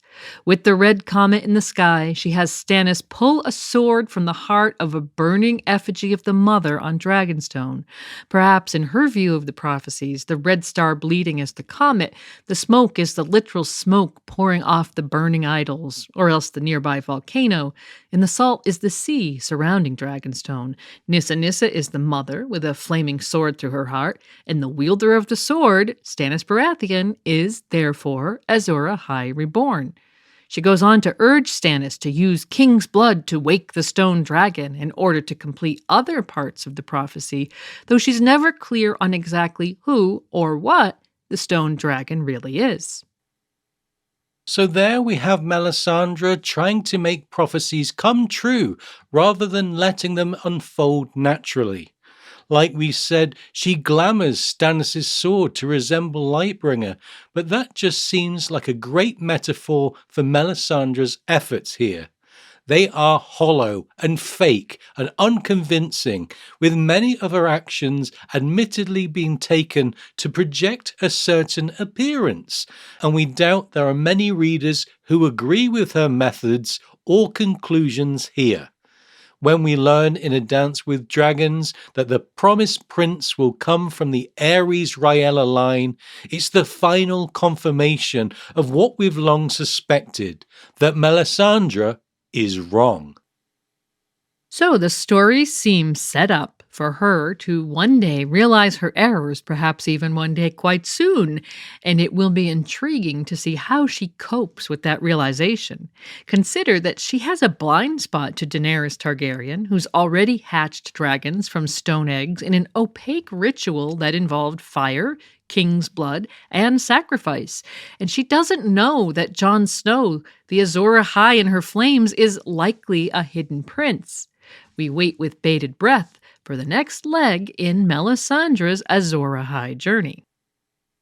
And though we mentioned Dany and Jon there, implying that we've narrowed it down to those two candidates, there is another long-shot candidate we should discuss before we get to those two, who was also born of the Ares Rhaella line. Or was he? Let's quickly consider young Griff. No man could have asked for a worthier son, but the lad is not of my blood, and his name is not Griff. My lords, I give you Aegon Targaryen, firstborn son of Rhaegar, Prince of Dragonstone, by Princess Elia of Dawn. Soon, with your help, to be Aegon, the sixth of his name, King of Andals, the Rhoynar, and the First Men, and Lord of the Seven Kingdoms. Young Griff first appears on page in A Dance with Dragons when Tyrion Lannister is sent on a mission from Pentos to meet Daenerys by Grand Schemer Illyrio Mopatis. But from the outset, he detects layers of lies. Young Griff's father, Griff, isn't actually his father at all, but exiled former hand to Aerys II, Jon Connington. And young Griff is apparently the baby Aegon said to have been killed by Gregor Clegane during the sack of King's Landing. But many readers doubt this story. In our episode 25 on House Blackfire, we covered in detail the notion that this Aegon is really a secret Blackfire descendant. In this theory, Varys and Illyrio have been masterminding a long-game plot to seat Aegon Blackfire on the Iron Throne. And so deep are their lies that Aegon and Connington are both kept in the dark. In other words, the two key players believe the full story of Aegon's background. Though we don't want to get too deep into the theory here, for a quick recap, here's some of the evidence in bullet points. First, there's the inclusion of House Blackfire itself, which has fans wondering what role the line of legitimized Targaryen bastards might play in the books. Then there's the firm support from the Golden Company, who have strong ties to the Blackfires. And there might be symbolic evidence in a black dragon sign that's turned red with rust, as described by Septon Maribald, which could hint to a Targaryen who's really a Blackfire underneath showing up in the story. Then there's the fact that the Blackfires are said to have gone extinct in the male line, leaving astute readers wondering if there are still living Blackfires from the female line. With all this evidence and more, there's good reason to be suspicious of Varys and Illyrio's plotting.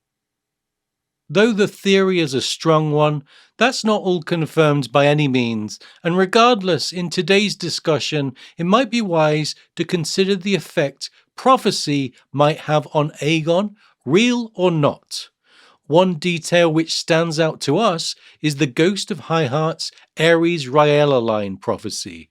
If Aegon is real, he's ostensibly one of only 2 Targaryen characters born of this line, given Jon Snow's true heritage remains a secret for now. What's more is that Rhaegar believed Aegon was the prince that was promised, as we learn first from the House of the Undying, then in this line from Maester Aemon. Rhaegar became persuaded that it was his own son who fulfilled the prophecy, for a comet had been seen above King's Landing on the night Aegon was conceived, and Rhaegar was certain the bleeding star had to be a comet. We've mentioned that the Aerys plus Rhaella line prophecy was likely known by only a few Targaryens, but remember that Jon Connington was Aerys' hand and might have known. Otherwise, there's a chance that Barristan Selmy could defect to their side with this information. But even if Aegon is really Aegon Targaryen, there are few readers who believe he will turn out to be the prophesied figure. It just doesn't feel right that someone who enters the story so late would be so important. In the House of the Undying, Dany sees a cloth dragon swaying on poles, which many readers interpret as Aegon. Later, Dany explains it to Jorah Mormont that such dragons are used by mummers to, quote, give the hero something to fight. It could be that Aegon's real purpose in the plot is to give Dany someone to war with when she gets to Westeros. But the possibility remains that Aegon could hear of the prophecies and believe himself to be the prince that was promised, in which case we have to wonder what that would mean for his motivations and the plot. He might become very sure of himself or full of himself as a figure prophesied for great destiny. That notion might affect his tactics in the attempt to push for the Iron Throne. For example, he might take more risks or be more aggressive. If he's revealed to be a Blackfire, he might deeply resent those who have lied to him and might not even believe it. In the Winds of Winter, keep an eye out for talk of a promised prince in relation to Aegon, as such a belief could derail his invasion and cause devastation for everyone on his side. Ultimately, though, if young Griff is a Blackfire or otherwise fake, the fact that baby Aegon Targaryen was born of the Aerys Rhaella line might not be relevant in the greater discussion on the prophecies coming to fruition. In that case, there would ostensibly be only one living character who was born of that line. So let's take a close look at Daenerys Targaryen to examine the case for her as the princess who was promised. Bonero has sent forth word from Volantis. Her coming is the fulfillment of an ancient prophecy. From smoke and salt was she born to make the world anew. She is Azor Ahai returned, and her triumph over darkness will bring a summer that will never end. Death itself will bend its knee, and all those who die fighting in her cause shall be reborn. Having navigated through the various Azor Ahai and Prince that was promised prophecies today, it's clear that Dany fits a lot of them well. By the end of the 5th book, there are a growing number of characters in universe who believe she is the prophesied figure. and those characters don't even know the full extent to which she fulfills the criteria. Yeah, news of Dany's accomplishments with the remnants of Drogo's Khalasar, where she used instinctive magic to birth dragons from stone eggs on her husband's funeral pyre, is spreading far and wide. We've seen how waking a stone dragon, singular, or stone dragons, plural, is a key requisite related to Azor Ahai prophecies, and obviously her exploits fit the latter. And while she was born at Dragonstone, a place of salt and smoke, the prophecy seems to indicate that when a red star bleeds, Azor Ahai will be reborn amidst salt and smoke. So we should focus on rebirth rather than her literal birth. Clearly, these three things should be happening at the same time. And so let's consider what happens when the comet first appears in the sky in Game of Thrones. Yeah, with the funeral pyre built, containing Drogo's body, 3 petrified dragon eggs, and a bound and wailing Mirri Maz Dur, Dany spots the comet for the first time. It says, Dany looked and saw it, low in the east. The first star was a comet burning red, blood red, fire red, the dragon's tail. She could not have asked for a stronger sign. Dany took the torch from Aggo's hand and thrust it between the logs. The oil took the fire at once, the brush and dried grass a heartbeat later. So Dany takes the comet's appearance as the cue to set the pyre alight. Then she steps into the flames, the 3 eggs crack open in the fire, and when it's burnt out, Dany is unharmed and the mother of 3 baby dragons. For our discussion today, we should consider this a rebirth scene, given that Azor Ahai is said to be reborn when the red star bleeds. Indeed, interpreted as a rebirth of sorts, this is when her internal world changes dramatically. She has survived something that should have killed her. Her hair is burnt off, so her appearance changes. And of course, now she controls a new Khalasar and 3 dragons, evidence of obvious changes in her external world. Though she has not literally been reborn, in a looser definition, the event seems like a good fit. So we have a red star bleeding, we have a rebirth, and so the salt and smoke need an explanation. There's smoke pouring from the pyre, and the salt can be explained by either her sweat in the heat of the flames or by tears of those watching her apparently burn to death. Next, we're looking out for king's blood and dragon's awakening. Yeah, Drogo might not be a king with royal blood per se, but again, in a looser interpretation, it's not a stretch to think of him as a king, especially considering the mistakes the prophecy maker could have made. And his body being on the pyre might have been part of the magic which hatched the dragons. The result is live dragons emerging from stone, so that seems like a great fit with the prophecy. And as for Rhaegar's line, the dragon has 3 heads, we've already mentioned the straightforward interpretation that the 3 heads are people, the assumption Dany herself makes. Those 3 people would be herself and 2 other dragon riders, and some fans like to speculate on who would comprise that trio. While those in the story who begin to believe that she's the prophesied figure know of her feat in hatching the dragons, as we said, they might not be aware of the full extent to which the events of the pyre match the requirements of the prophecy. This can only mean that when the full details begin to spread, that more and more people will come to believe it's her, especially those who are followers of R'hllor and are aware of the ancient foretellings. Whether it turns out she's the one or not, we expect this to be a major theme in the upcoming story. In A Dance with Dragons, Benero is already preaching about Dany and Volantis, and he's a high priest in the Red Temple, presumably with a lot of influence and reach.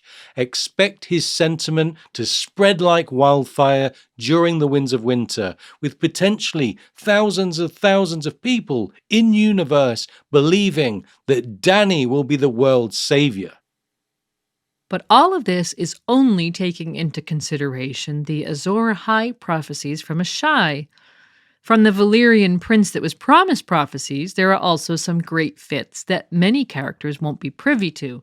Front and center is the one we keep coming back to from the Ghost of Highheart, that the prince that was promised would be of the Aerys Rhaella line. Crucially, as Aerys' daughter, Dany fits well. The fact that she was born after Rhaegar died would explain why he's not noted to have considered the promised prince could be her, also remembering that Rhaella had a slew of miscarriages. This perhaps partly explains why Rhaegar went all in on the idea that it would be his offspring. In his mind, there were two siblings, himself and Viserys, and there wouldn't be a third. And talking of family members, let's not forget Maester Aemon. In A Feast for Crows, having heard of Dany's dragons from the crew of the Cinnamon Wind, he talks to Samwell Tarly about Dany fitting the prophecies in a very notable passage. Though we've heard snippets so far today, here's the full passage. On Braavos, it had seemed possible that Aemon might recover. Zondo's talk of dragons had almost seemed to restore the old man to himself. That night he ate every bite Sam put before him. No one ever looked for a girl, he said. It was a prince that was promised, not a princess. Rhaegar, I thought. The smoke was from the fire that devoured Summerhall on the day of his birth, the salt from the tears shed for those who died. He shared my belief when he was young, but later he became persuaded that it was his own son who fulfilled the prophecy, for a comet had been seen above King's Landing on the night Aegon was conceived, and Rhaegar was certain the bleeding star had to be a comet. What fools we were, who thought ourselves so wise! The error crept in from the translation. Dragons are neither male nor female. Bath saw the truth of that, but now one and now the other, as changeable as flame. The language misled us all for 1,000 years. Daenerys is the one, born amid salt and smoke. The dragons prove it. Just talking of her seemed to make him stronger. I must go to her, I must.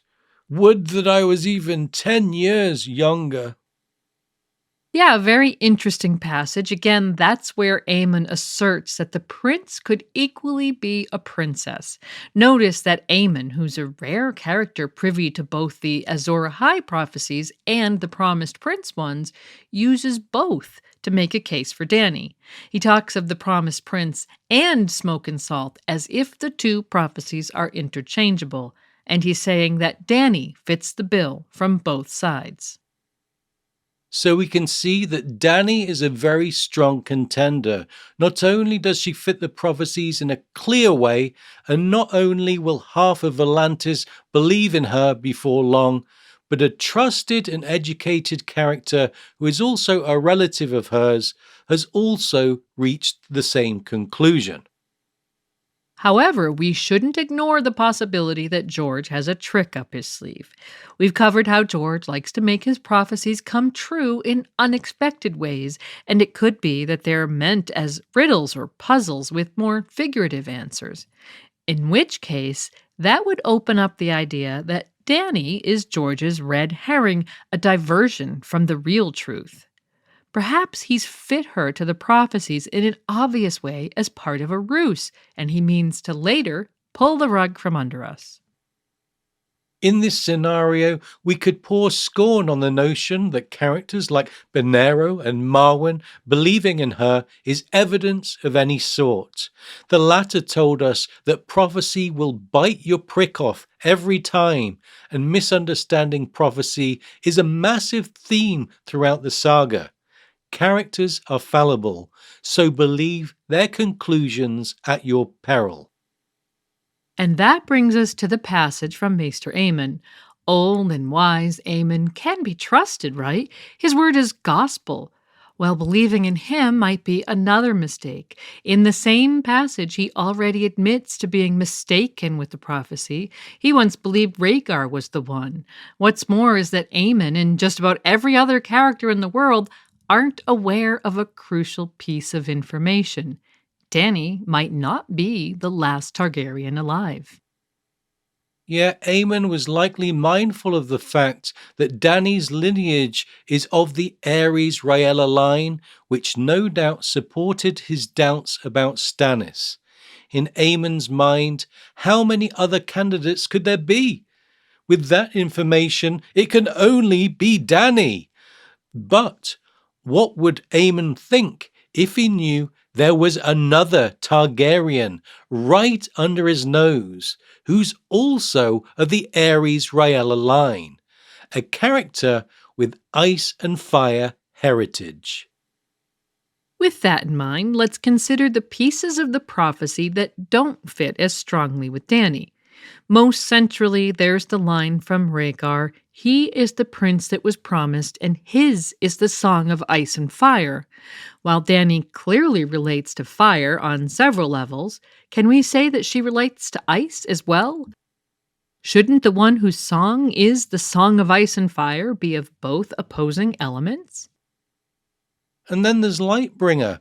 With Dany not being a noted swordswoman, it seems highly unlikely that she'll end up wielding a magical sword in the climax of the story against the others. We pointed out earlier that Lightbringer as a sword could be figurative, and that the real Lightbringer could, for instance, be Dany's dragons. While it's an interesting theory, would that really be fitting with the story? There's so much talk of a magical sword. Would George really want to avoid having a character wielding a flaming blade against the others in this fantasy story? Wouldn't it be fitting that the chief other is destroyed by said sword in a dramatic face-off? And though we've noted that prophecies can be figurative, remember that the fact Lightbringer is a flaming sword is not prophecy but historical lore. So there's the case for and against Dany. Whether she turns out to be the promised princess or not, let's consider the impact of the prophecies on the story and to the character herself. We've mentioned that likely thousands of people in universe will be hailing her as the chosen one. Benera will be preaching to the Volantines, and not only is there a Volantine fleet heading her way, but there's a decent chance she'll make a pit stop in Volantis on her way to Westeros. She might experience some intense fame once she disembarks her ship. And let's not forget Maester Marwyn, who has been tucked away in the citadel, fooling around with his burning glass candle before he heard of Dany's dragons. When Samwell arrived in Old Town with the news, the unconventional Maester, with an interest in prophecy and magic, scrambled quickly to head off east and become the Maester required to advise and guide Dany. We've theorized before that Marwyn could be the Maester who delivered baby Daenerys on Dragonstone during the end of the rebellion. Though admittedly light on hard evidence, it makes a lot of sense that there's a character who could offer exposition as to what was going on the island around Dany's birth. In this scenario, Marwyn could talk to Dany about her mother, as well as informing her of the prophecies that he's no doubt well informed of, given that he previously travelled to Asshai. Altogether, Marwyn will be an intriguing character to observe if he reaches Dany, and he could help her make some crucial decisions, as well as further convince her that she's the prophesied figure. And as for Dany herself, with so many characters convincing her that she's the promised princess, we should consider how she'll react. Presumably, she's going to come back from Vaes Dothrak, having bested the Khals and united the disparate Khalasars. Though she'll no doubt have the wind in her sails and the energy to strike west, being responsible for uprooting an entire culture and transporting them to a different continent is a lot of responsibility for one person. Then there are her Unsullied and the other factions who are in her corner. Heading west will be a massive operation with intense pressure. And let's not forget that she'll also feel responsible for Meereen and be under yet more pressure to leave the city in good shape, which, as we've seen so far, is a very difficult task full of pitfalls and agonizing catch-22s. And if she can balance all these difficult tasks like spinning plates, she'll also have to get her head around the end of days prophecies. With the Volantines likely celebrating her by the thousands, she might be a real celebrity figure, expected to not only take Westeros by storm, but to save the world. The pressure and weight of expectation will be off the charts. And remember that in spite of her impressive achievements, she's still a teenager. So there's some concern about the toll all this could have on Dany. And with all that said, let's now consider the final candidate for the Promised Prince. At the wall, there's a lowly, stark bastard. Or is he? Bogs and forests and fields, and scarcely a decent inn north of the neck. I've never seen such vast emptiness. Where are all your people? Likely they were too shy to come out, Ned jested. Kings are a rare sight in the north. Robert snorted. More likely they were hiding under the snow. Snow, Ned! Jon Snow enters the story as a character both privileged and downtrodden. As a bastard from the largest and richest house in the north, on one hand, he's had the benefit of martial training from skilled and experienced mentors that have fashioned him into a skilled leader and swordsman. And on the other hand, there's great sadness that he's illegitimate and not welcome in certain family situations. He doesn't even know who his own mother is. Yeah, ostensibly this character is the very opposite of special, yet he is well raised enough to display martial abilities, leadership, and maturity fit for someone central to the story. He's our main POV at the wall in an era where the others are set to attack from the north and begin an end of days war for the dawn that could smother humanity in death, cold, and darkness. Despite his social status, there's just something heroic about his character from the outset that leaves readers feeling like he will be a key part of the bigger picture others' invasion. So let's consider the case for him as the Promised Prince, which is more complex than the characters we've considered thus far. And a good place to begin is with the Azor Ahai prophecies. And we'll tell you right away that Jon does not, at this point, fit the prophecies in a clear and obvious way, like Dany does. But keep in mind that there are still 2 books to come. One aspect of the current story is that at the end of A Dance with Dragons, Jon is stabbed by a band of his fellow Night's Watchmen, leaving him bleeding out in the snow. It's a fair assumption that Jon will be dead at the beginning of The Winds of Winter. Given his importance to the plot, the reader detects some very firm plot armor, and so we await an upcoming resurrection scene.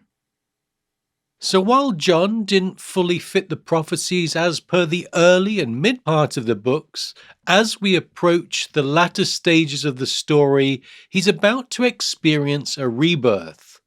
As you'll recall, rebirth is a key requirement of the Azor Ahai prophecies. Readers can't wait to see what drama unfolds at the wall when Jon is finally resurrected. And recalling Melisandre's recitation of the prophecy on Dragonstone, we are expecting a rebirth where a red star bleeds.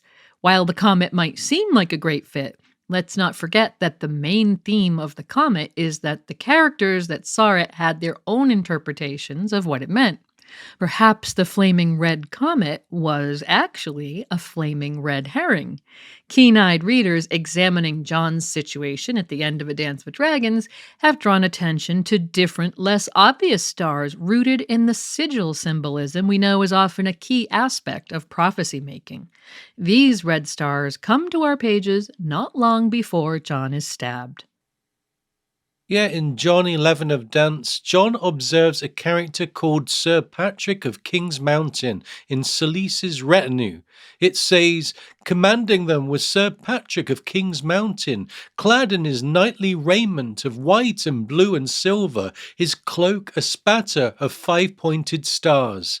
When presented to Val, the knight sank to one knee to kiss her glove. So we witness Sir Patrick's starry sigil here, but it's in John 13, his final dance chapter, that things get really interesting. Yeah, notice in that prior quote that the knight had kissed Val's glove. She's noted to be attractive, and the Queen's men view her as a princess, so Sir Patrick is pursuing her. After John delivers an impassioned speech in the Shield Hall in response to a mysterious letter, ostensibly from Ramsay Snow, the Lord Commander of the Night's Watch hears commotion outside. The passage goes like this. The screaming had stopped by the time they came to Harden's tower, but Oneweg Wondarwan was still roaring. The giant was dangling a bloody corpse by one leg, the same way Arya used to dangle her doll when she was small, swinging it like a morning star when menaced by vegetables. Arya never tore her dolls to pieces, though. The dead man's sword arm was yards away, the snow beneath it turning red. "Let him go!" John shouted. "One, let him go!" One did not hear or did not understand. The giant was bleeding himself with sword cuts on his belly and his arm.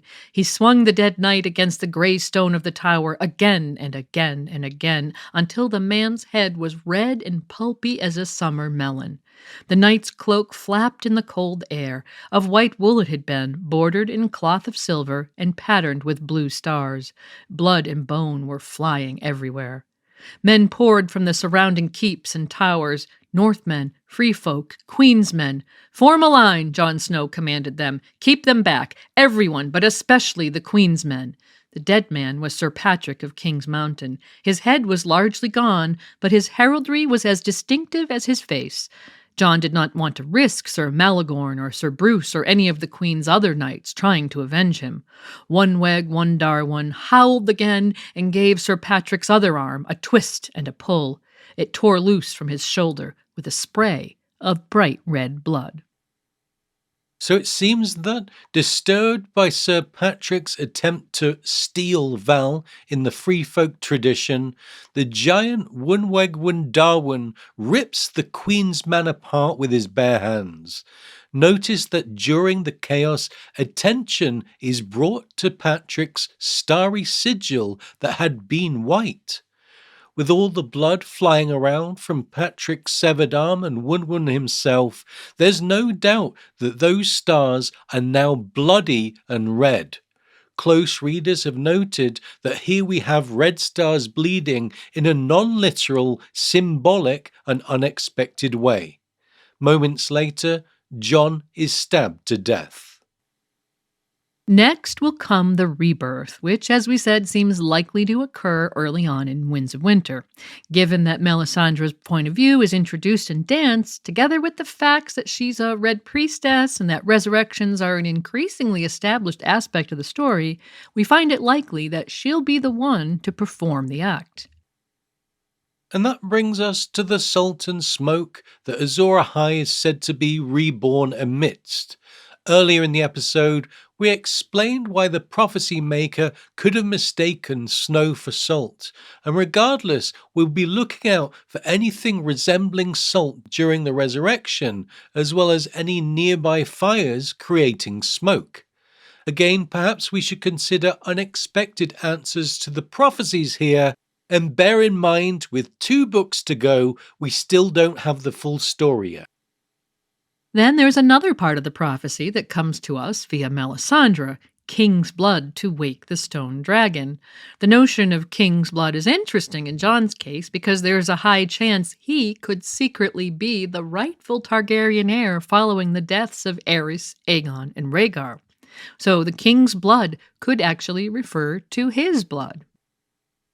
Then there's Gerrit Kingsblood, who we talked about earlier. He enters the story very late on and is in Jon's vicinity at the wall.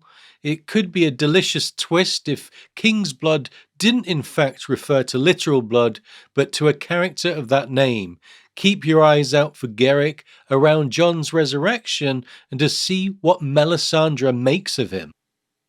And we've discussed that dragons in dreams and prophecy often represent Targaryens, such as the hatching egg in the Mystery Night turning out to represent egg. Through that lens, Jon himself could be the stone dragon. Yeah, the stone could represent the fact that his Targaryen identity is dormant and hidden, and the waking could refer to either his resurrection or his true identity being revealed. In either case, the case for Jon as the stone dragon is an intriguing one, as it would represent another great twist in the prophecies. And if Jon is the dragon in these prophecies, we must consider the dragon has 3 heads. The 3 heads could be describing 3 aspects to Jon Snow himself. Westeros forum user Jon's Queen Consort wondered if it could refer to Jon's 3 identities if he is first legitimized as a Stark, then revealed as a Targaryen. Jon Snow, then Jon Stark, then potentially Aegon Targaryen, 3 identities symbolized as 3 heads. Or there's the notion that Jon Snow could be the very first character to unite disparate magical bloodlines. If a drop of others' blood entered the Stark line from the offspring of the Night King and his otherly wife, and then a drop of dragon blood entered the Targaryen bloodstream via Valyrian blood mage dragon experiments, then Jon could have a mix of those 2 elemental bloodlines, a walking symbol of ice and fire. Given he also has first men blood, which most likely contains a drop of blood from the children of the forest, Jon's 3 heads could refer to the unity of the 3 magical bloods. And Jon being the first mix of ice and fire might be highly relevant to the prophecies and greater story. Don't forget the obvious fact that the saga is called A Song of Ice and Fire, a song which belongs to the prince that was promised. No other character fits the ice and fire theme like Jon Snow does as the first offspring of a Stark Targaryen union. So perhaps we shouldn't be surprised that late in the text the author is offering clues that Jon could be the promised prince / Azor Ahai. Melisandre looking for Azor Ahai in the flames and seeing only snow capitalized is one such example from A Dance with Dragons. But there's another we haven't mentioned yet from the same book. After reading pages from the Jade Compendium marked for him by Maester Aemon, Jon experiences a strange dream. It goes like this. That night he dreamt of wildlings howling from the woods, advancing to the moan of war horns and the roll of drums. Boom, doom, boom, doom, boom, doom came the sound, 1,000 hearts with a single beat. Some had spears and some had bows and some had axes.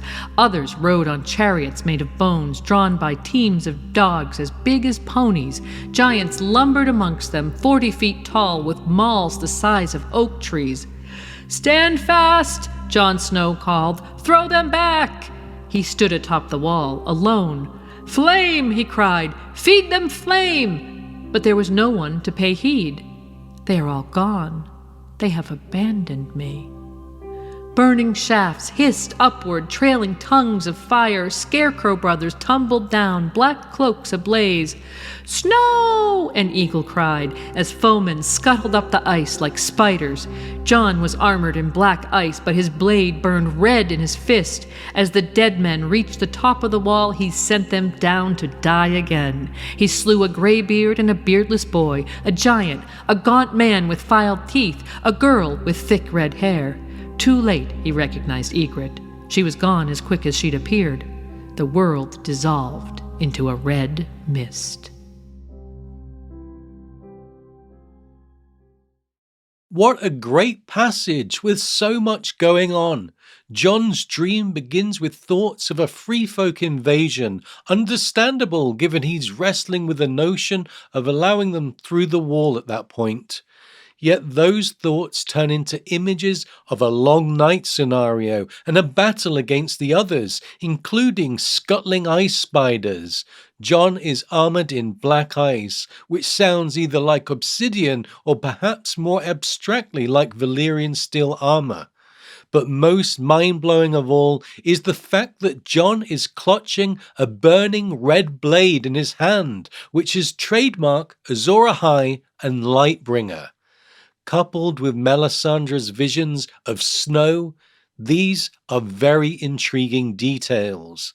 If the prophecies are an open and shut reference to Daenerys, why is George suspiciously late on beginning to weave in hints relating to Jon? But perhaps the strongest evidence that Jon could be the promised prince comes from the widely accepted notion that he has a secret Stark Targaryen heritage and that he's a king in hiding. We come back to the Ghost of Highheart's assertion that the promised prince would be born of the Aerys Riella line. Crucially here, not only is Jon of that line, but that heritage is a secret. Yeah, the R plus L equals J theory is now so widespread, us readers sometimes forget that this is supposed to be perhaps the biggest twist in the books. When George planned this saga, he thought it would be a trilogy and that he'd knock it out quickly. But as the old saying goes, the tale grew in the telling.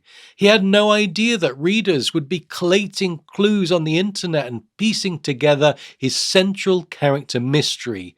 Jon, being a Targaryen, was designed to blow our minds. And very suspiciously, that hidden heritage makes him fit the ghost's prophecy. Ostensibly, if we accept Aegon as fake, there's only one character who fits that foretelling, and that's Daenerys. Sometime late in the books, we're going to find out that there's another in a huge reveal. If one of these candidates is a red herring, surely it can't be Jon, because his descent from the Aerys Riella line is a secret, so he can't function as a diversion.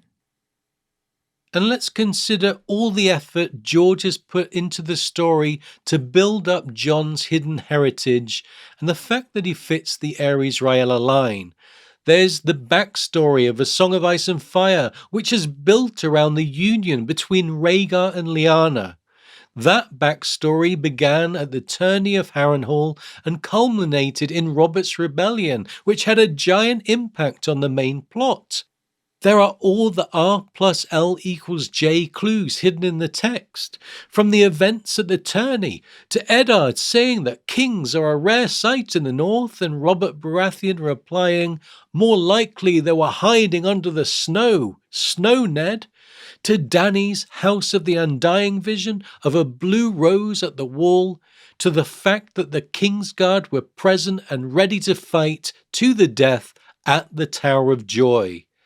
The reader has to gather many clues together and solve a lot of puzzles to realize that Jon is of this Aerys Riella line. And speaking of the Tower of Joy, in Ned's fever dream in A Game of Thrones, it's revealed that he's haunted by his sister's dying words, "Promise me." This phrase no doubt refers to keeping Jon's heritage a secret and protecting him. And perhaps most crucially of all, it denotes Jon Snow as a literal prince that was promised.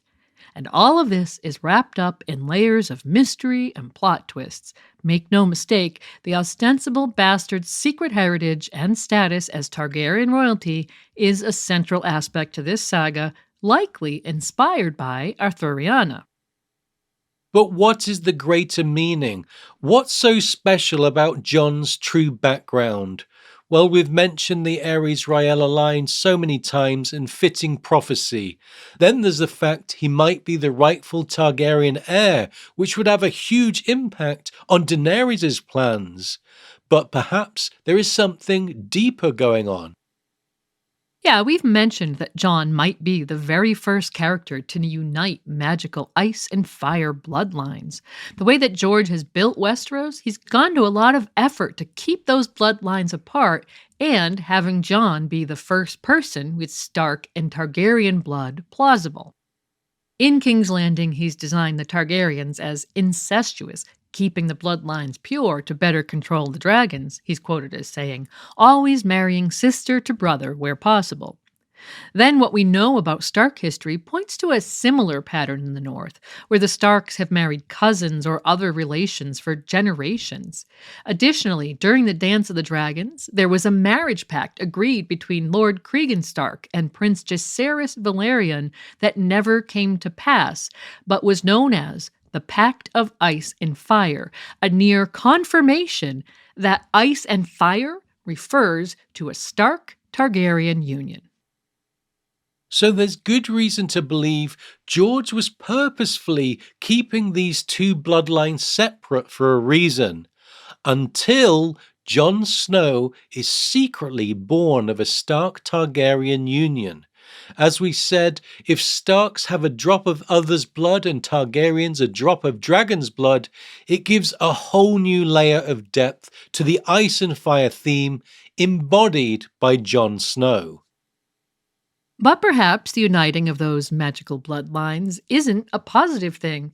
Is it really natural that the blood of children of the forest, others, and dragons might have entered human bloodlines? Could these magical bloodlines in humans be the cause of the unbalanced seasons, which George has noted are magical in nature? And could the others returning be a direct result of their blood mingling with dragons? In this scenario, Jon Snow's very existence might have caused this upcoming existential showdown. Yeah, wildly speculating here, but what if the others sensed their blood had been mixed with dragons? What if they fear that that scenario could result in the diminishment of their magic, resulting in a summer that never ends? What if they also had prophecies about a figure who was an existential threat to themselves? Would that be enough to rouse them and motivate them to strike south once more and take on humanity? George has indicated that the mysterious green men at the Isle of Faces will come to the fore in the last books, so perhaps they will eventually offer up some answers about the nature of George's world. Altogether, Jon's secret ice and fire heritage leads to some exciting speculative territory. The case for him as the promised prince boasts great depth, with layers of mystery woven through the story deftly by the author. We believe his heritage is at the heart of these novels, as indicated by the title of the saga. And all of that makes him such an interesting candidate for the prince that was promised. It would make sense that Rhaegar finally fulfilled the prophecy, but in a way that's kept secret until the final book. In terms of the plot, whatever the truth of these prophecies, we think thousands of people in-universe will be screaming that Dany is the promised princess, and in contrast, expect none of that in Jon's story.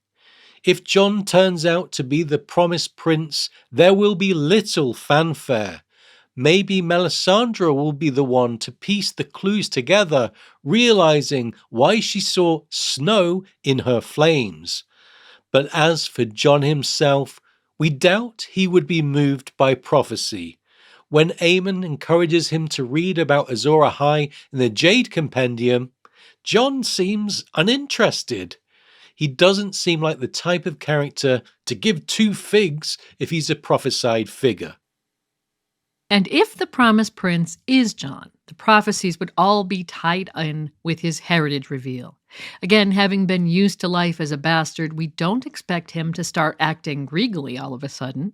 Perhaps his view of kingship will be like Stannis's, that it comes with a responsibility to protect the people. Perhaps one day we'll see Jon battling others with a burning blade in his fist, just like in his dream. Doesn't it make sense that the one to wield Lightbringer is the one who has been practicing his swordsmanship since the training yard scenes at Castle Black early in the first novel?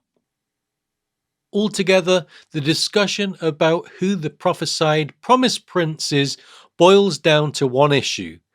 Do you think that character should fit the prophecies obviously or unexpectedly? As we said in The Winds of Winter, we expect many people in universe to hail Daenerys as the one. The question is George setting us up for a massive plot twist in the final installment of the series? We hope we've given you enough information to come to your own conclusions. And we look forward to the next 2 books to see whose is the Song of Ice and Fire. The grey sheep have closed their eyes, but the mastiff sees the truth. Old powers waken, shadows stir. An age of wonder and terror will soon be upon us, an age for gods and heroes.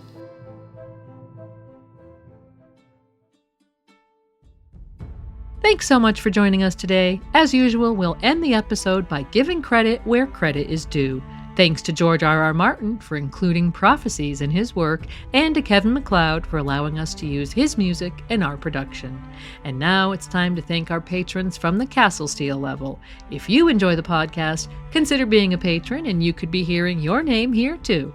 Our sincere thanks to Atori Loon, AJ, Aegon the Sixth, Ellie B, Brennan, Casey, Cassandra, Lady Amalthea, Chris, Christian, Courtney, David, Darian, Dimitri B, Dennis, Lady Diana Dane, Liza, Emily of the Erie, Ezra, Felix, Gerald Garcia, Sir Gladworth, Sir Gregor the Toasty, Lord of the Breadfort, Ingvild, Something Like a Lawyer, Jim McGeehan, Winter's King, Red Jimba Rivers, John Aris, Rider of the Ice Dragon, Sonarion, the White Storm, Jordan G., Climber of Rocks and father of Dire Poodles, Beast and Bow, Judson, Katie, Kenneth, Kevin, Tree Girl, Sir Galahoo of What, Anne Hayden Jones and her husband Pip, Lauren, Lemba, Lomas Knight Rider, survivor of the Yeen Sleepover, Mage Marmot, Monero Geek TV, Maria, Margareta, and our cohort of Matt Grows. Matt A, Matt C, welcome to Matt F, Matt K, Matt L, Matt M, Matt R, Matt S, as well as Beatrix Rainfall, Maester Mary, Molly, Nimble Dick One Iric, Paul B, Paul H, PJ, Peter, King Ray, first of his name, Richard, Brickle Pickle, Sam, Sir Swift the Peppered Knight from the House of Black and Grey, Sir Larcelot of Bee Hill, Cern, the Rat Chef de Cuisine, the Peppered Knight, Terry, Sir Terence, Knight of the Cedars, Steph Lioness, Vince, Quarren Halfhand, and Yvonne. As always, let us know if I've pronounced any of your names wrong, if you have a nickname you'd prefer to use, or if you feel we've left anything out. Visit RadioWesteros.com for a quick access to all our podcasts. You can also find a link to our Patreon campaign, donate via PayPal or Ko-fi, and comment on our content there. Or find us on YouTube, Apple Podcasts, Spotify, Audible, or wherever you find your podcasts. And we hope you'll connect with us via Instagram, Discord, email, or Blue Sky. Thanks again for joining us. We'll see you soon with a new episode. Bye for now.